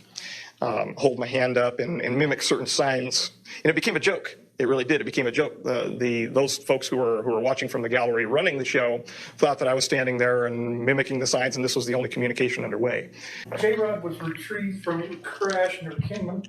Was he, at that time, just traveling through space from the staging area, or? Yes. No? Yeah, okay. Yes. He wasn't doing any time traveling, is that? No, not as far as I'm aware. Okay. Not as far as he told me, no. Can you describe J-Rod to us, what he looked like and how he behaved? Yes. The gentleman with which I was associated was approximately 3.5 feet tall. He had a dark brown appearance, very ruddy appearance to his skin. He was in a highly pressurized clean sphere. He exuded glycoprotein-like material through pores on his skin, which was associated with the neuritis, the neuropathy that we were dealing. Did this have an odor to it? I don't know. Okay. I don't know. I couldn't perceive any odors whatsoever. I was inside my, but I would imagine, but I have no data set to say what it would have smelled like. And in fact, there was nothing I read indicated whether or not there was an odor. 3.5 feet, large head in comparison to torso. So the ratio of the cranial to the torso area would be larger than in what we would call a modern human being. Large bulbous black eyes. The whites of the eyes had been selected out. So it looked like a large pupil, basically. When you look into his eyes, you feel like you're going to fall into his eyes forever. And I How romantic. think that probably had something to do with the telepathic nature. Large arms, large length. 4 very thin, sinuous fingers, nails. He was hunched over most of the time, could not support himself fully, given muscular atrophy. And that had to do with the peripheral neuropathy which he was suffering. So he would grunt and move toward me almost in a flopping fashion. Feet were large in comparison to what we would say our feet would be. He was unclothed 4. Yeah, he was unclothed, which bothered him. He wanted to wear clothing and was refused in every turn. Called himself captive, and justifiably so. His feet were unusual in that his the plantar area had a very large knob underneath what we would call our heel. His facial features were grotesque in comparison to what he showed me what normal would be. He was Normal of his type? Yes, yes. He was bilaterally symmetrical to the extent that the disease process was not changing his facial features. Nose was recessed, not a nose like we have, but basically two opercula, 2 orifices. An extremely small mouth, a hard palate, no teeth. His musculature, again, it was suffering from the problem at the myoneural junction due to the neuropathy. Do you have any idea what his chronological age was? 622. They excrete in a manner that we would excrete. Their external genitalia are different than ours. The females have somewhat like vulva, but they have a clasper situation. The male has a male clasper, the female claspers, and if it looks like a disc with rectangular solids. Did you guys have go-kart for tonight? I'm just curious. Because that's where we're at 11:15 p.m. UK time. Okay. That are rotated into position for clasping at the inguinal region. They do have internal fertilization. Now, this was something you read because you didn't see a female? No, this is something he showed me of his wife. Oh, internally? Yes. And how was that image presented to you? Did it appear? I was inside the image. You were inside the image? That's what it felt like. Like virtual reality? Yes. Everything that he showed me when this was the incident. When he projected it into me, it felt like I was there. My sensations were heightened. Quite extraordinary. Mm-hmm. Was there a background perceived? Was she in a domicile of some sort? Again, excuse the pun, a gray surrounding, very, very dull, drab surrounding, almost like a concrete evacuation center, where you'd have evacuation zones underneath the hotels in case of mass casualties or a mass disaster, where it was a very clinical environment. Huh. So were you impressed that he was kind of depressed about his situation? He was extremely depressed. Mm-hmm. If we were to term him human, I'm not a psychologist, but I think he would be termed as clinically depressed. He wept, but he didn't weep outside. He wept when he was with me. Well, could you estimate what his level of intellect was? Smarter than me. He was smarter than me by a long range. Did he have a wide range of knowledge? The mathematics that he showed me blew my mind. Was that right? He showed me concurrently not only the equations for the rule of nines. But he also did so diagrammatically, and he did so with three-dimensional, it's like a VRML system, where I was watching cubes come together. So that if I was not understanding, apparently if I was not understanding the script, I would understand it as a child learns group theory in mathematics. Highly evolved, highly intellectual, highly repressed emotionally. When I was with him, I felt great happiness to be with him, but I could feel his great sadness, not only because of what he wanted to become, what he knew he was by being present with us, but where he was and how he was being treated. He was not part of the group that has to be catered to involving the T9 treaty that was just signed. He wanted to help. He was willing. When I went in, for God's sakes, I took well over, nearly 300 individualized aspiration samples from his neurological system. He would hold his arm out for me to take them.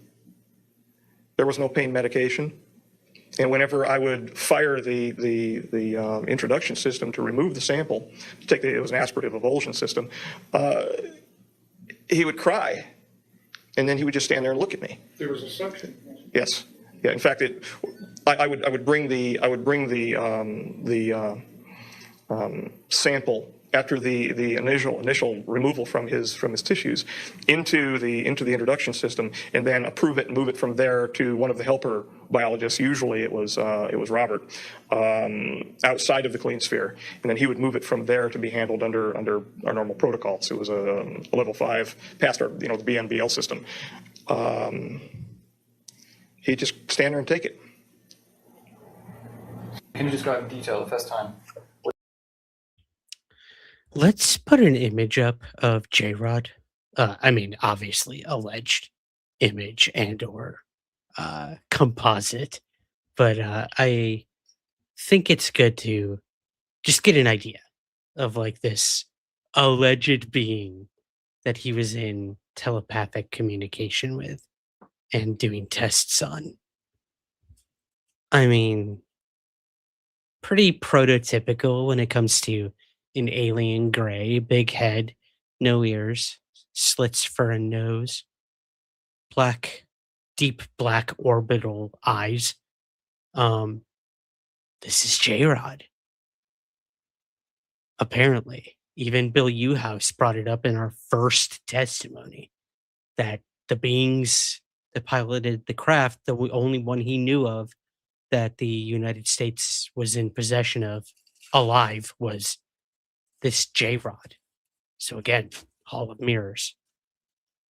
Interesting. Okay, let's get back to it. Here we go. What it was like to meet this being for the first time?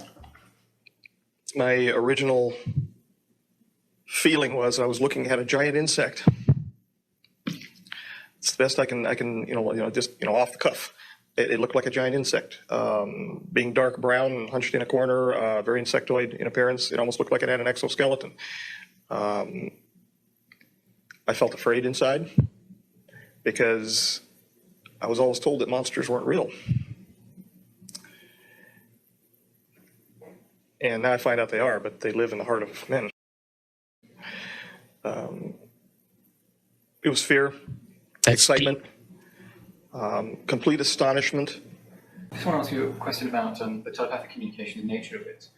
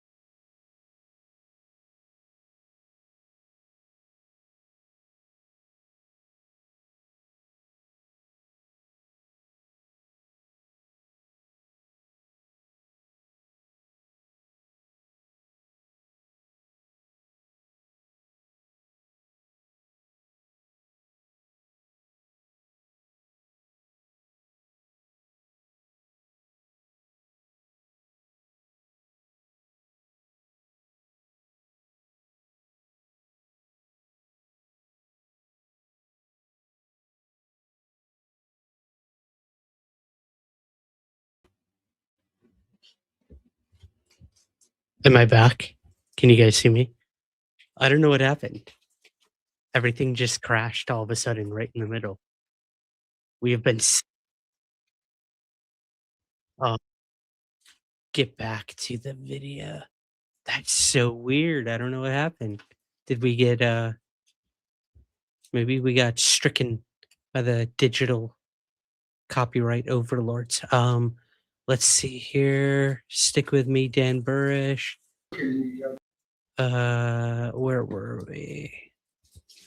That he showed me blew my mind. Was that right? He showed me concurrently not only the equations for the rule of nines, but vibration samples from his neurological system. He would hold his arm out for me. Okay, yeah, we're much closer to the end. I felt afraid inside.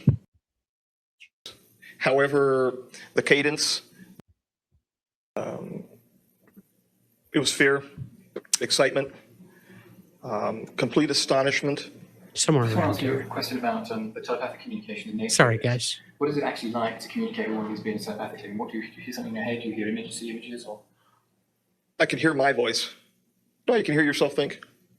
So can you look at Bill? Sorry. Oh, yeah. Habit looking at the people there. I could hear my voice. However, the cadence, the affect was something that distinguished it other than me. I actually felt non-resident for a moment. It was almost an OBE type feeling. And then I could feel myself pull back and experience the sound. It was physical. It was more real than touching an object.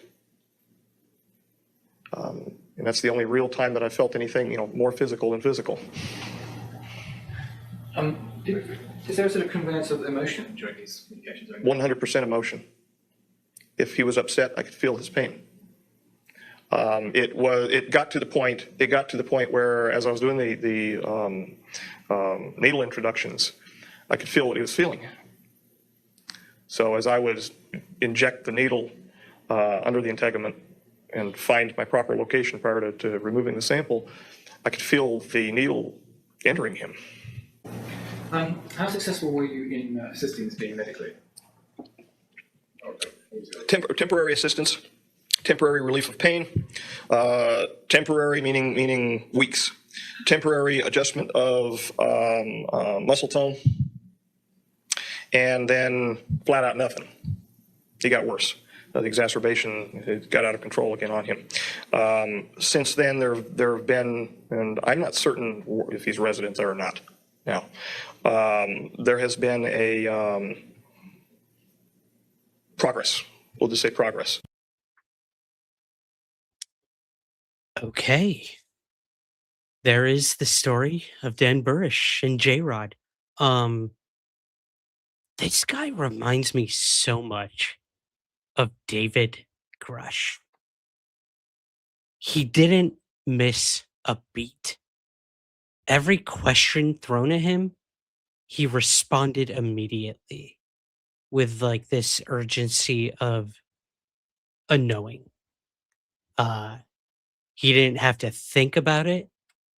It didn't look like the gears were turning and he was conjuring some sort of answer.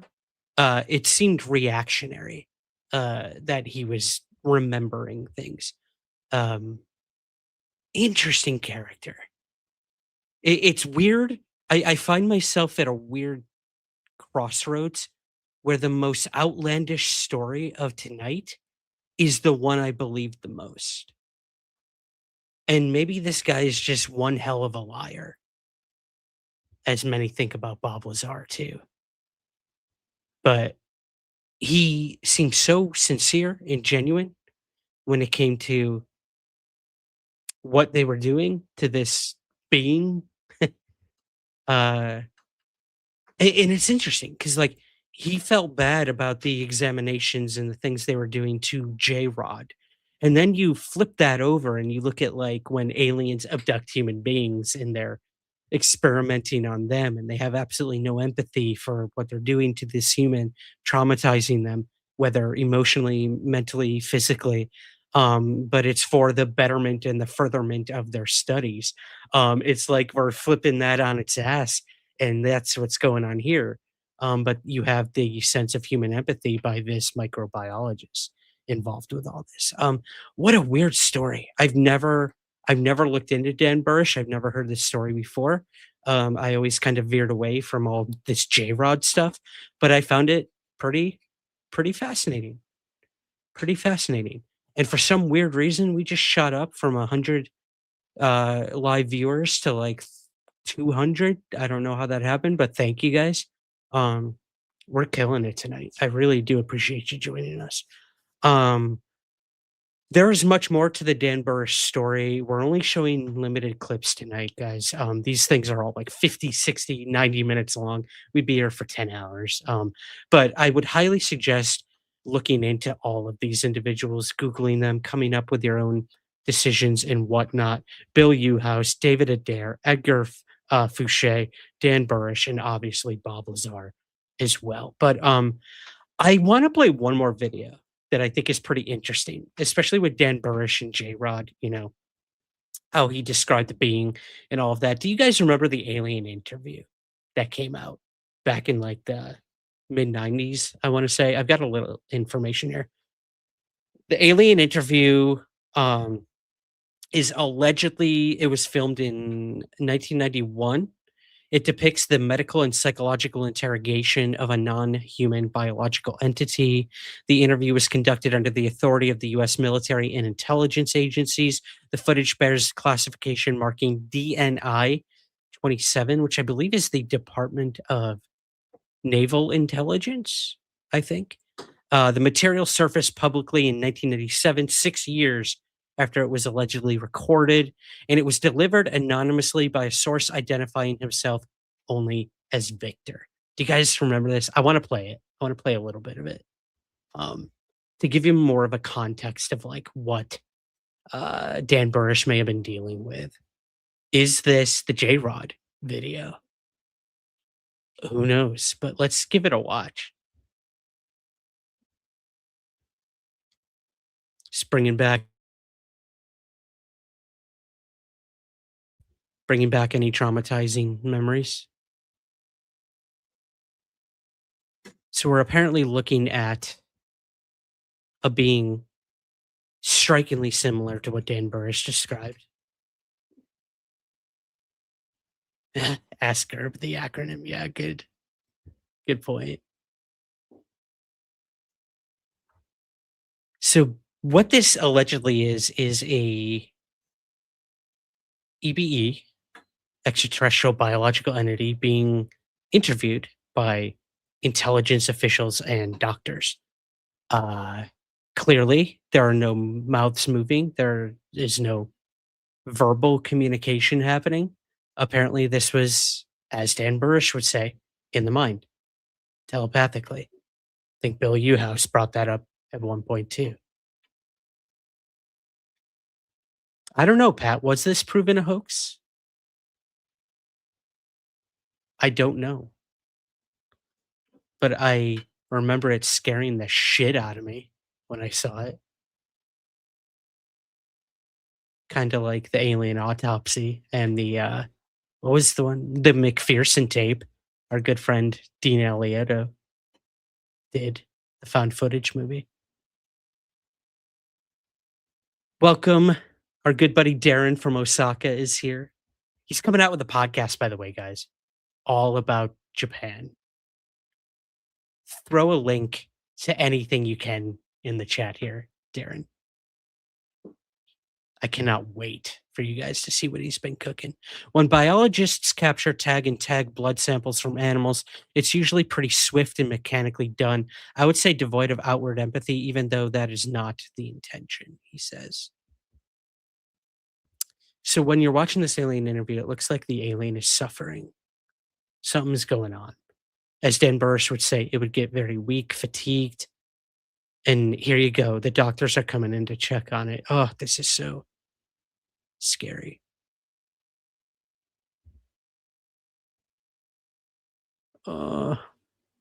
Fake or not, I feel bad for little Victor and or J-Rod there.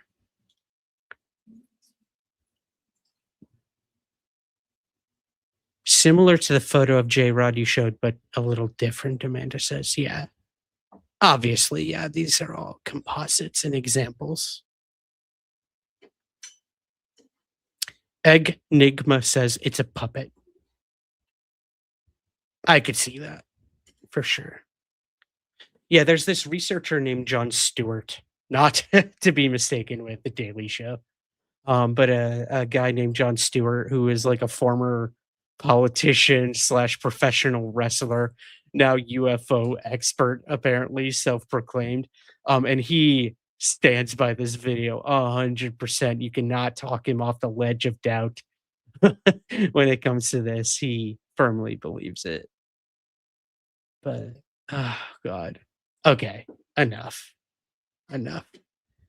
Jon Stewart makes an interesting case. Does he, Andrew? Let me see what you said here. Jon Stewart makes a compelling case for this video. He may go off in some wild directions lately, but I think he got on this. Huh. Maybe I'll have to watch it. Maybe I'll have to watch the Jon Stewart breakdown of it for sure. I can't watch this. Sorry, fake or not. Watching something suffer is not good. Agreed, Sync. I apologize. I felt bad too, but again, thought it would help kind of paint a picture, give us some imagery when it comes to what Dan Burisch may have allegedly been involved with. Yeah, interesting stuff. All right, those are our 5 whistleblowers for you guys tonight, guys. When it comes to Area 51 and S4, I thought it'd be interesting to just kind of dissect all of these individuals. Who do you believe the least, and who do you believe the most? Put it in the comments below, not in the live chat, but in the actual comments below the video so that it will stay here afterwards. I should have done a poll. I didn't think about it, but it is what it is. But what do you think? What did you find most compelling about each of these I use air quotes as big as possible whistleblowers when it comes to Area 51? And yeah, I find the connections interesting, but then you have to really look at it as we're living in an age right now in ufology when it comes to these intelligence officials, whether it's like David Grush, Jake Barber, Luis Elizondo, Christopher Mellon, all these players that are now in the UFO discourse, kind of like playing that game of repeat and telephone with one another and kind of recycling what everyone is saying, and it's this pendulum swinging back and forth, where it's like they're just telling each other's own stories. I heard from a guy. No, you heard from Jake Barber. I heard from a guy. No, you heard from Robert Bigelow. Like we know at this point. Was this the case back in the 90s when Bob Lazar came forward? Was it then the Uhouse and the Adair and the Fouche and the Burisch? Like, were they just stealing from one another and building upon that? Is that why we're finding connections between all of them? Or are they all telling the truth? We don't know, but I thought it was an interesting question to ask with you guys tonight. So again, I want to thank you for joining us for yet another impromptu live stream tonight where we covered the Area 51 whistleblowers. If you haven't already, go watch S4, the Bob Lazar story. And if you haven't already either, check out our interview with the director, Luigi Ventitelli. It is, again, our highest viewed video ever on the channel. Within the last 20 minutes, we just hit 60,000 views on that. So thank you. Thank you to all of you who took a chance, watched the interview. We did do an extra 45-minute interview with Luigi over on Patreon as well, where we dug even deeper into S4, Bob Lazar, and Luigi's work with MUFON. He was the youngest MUFON investigator in history. So we talk all about the cases that he investigated as a teenager up through his 20s and all that. And then we talk more about S4 and all that stuff. So be sure to check that out at patreon.com/summerskies, where you get a bunch of bonus content like our 45-minute interview with Luigi. You get early access, ad-free access to the podcast, and you also get priority to ask our guests listener questions. I've got some interviews coming up this week, one with Micah Hanks. I've got one with, who else am I interviewing? Heather Amaro from Expedition X is going to be on the show. Had to reschedule that one. Oh gosh, I've got a space writer coming up soon. She was at the Artemis launch. She's going to come on and talk all about that. Her parents were astronauts. Crazy. I forget it. Kristen, I believe is her name. She's coming up. We've got, oh gosh, I'd have to go back and look, but yeah, we got a lot of good interviews coming up, and you guys will get to ask them your questions if you become a Patreon subscriber. Anyone could ask them questions, just submit them. But our Patreon subscribers get priority for sure. But yeah, that's gonna do it for tonight. 2.5 hours. I'd say that's sufficient to cover this stuff. So stay tuned for a brand new episode of the podcast coming up this week, Monday. Who do we got? Oh, we have Grant Levac from Australia joining us. It is the 60th anniversary of the Westall schoolyard UFO incident, probably the most well-documented and famous Australian UFO encounter ever.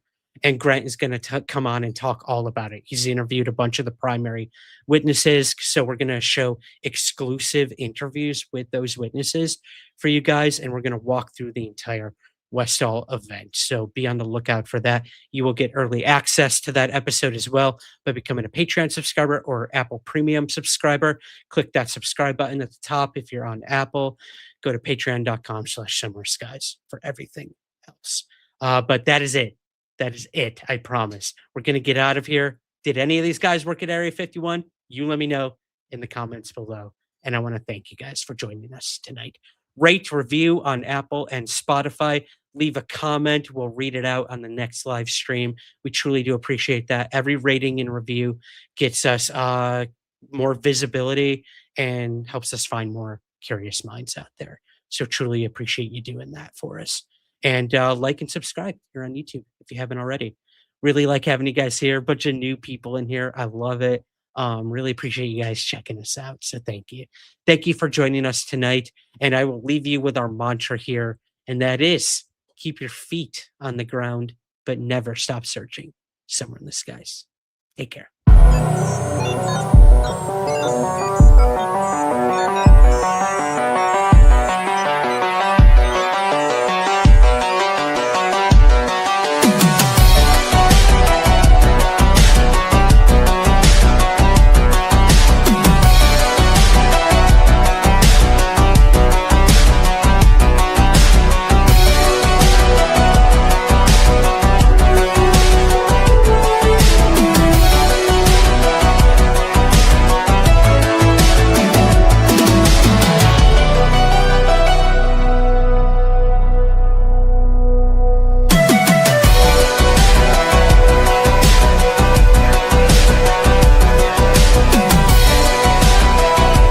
There's nothing to hide. There's nothing to hide at all.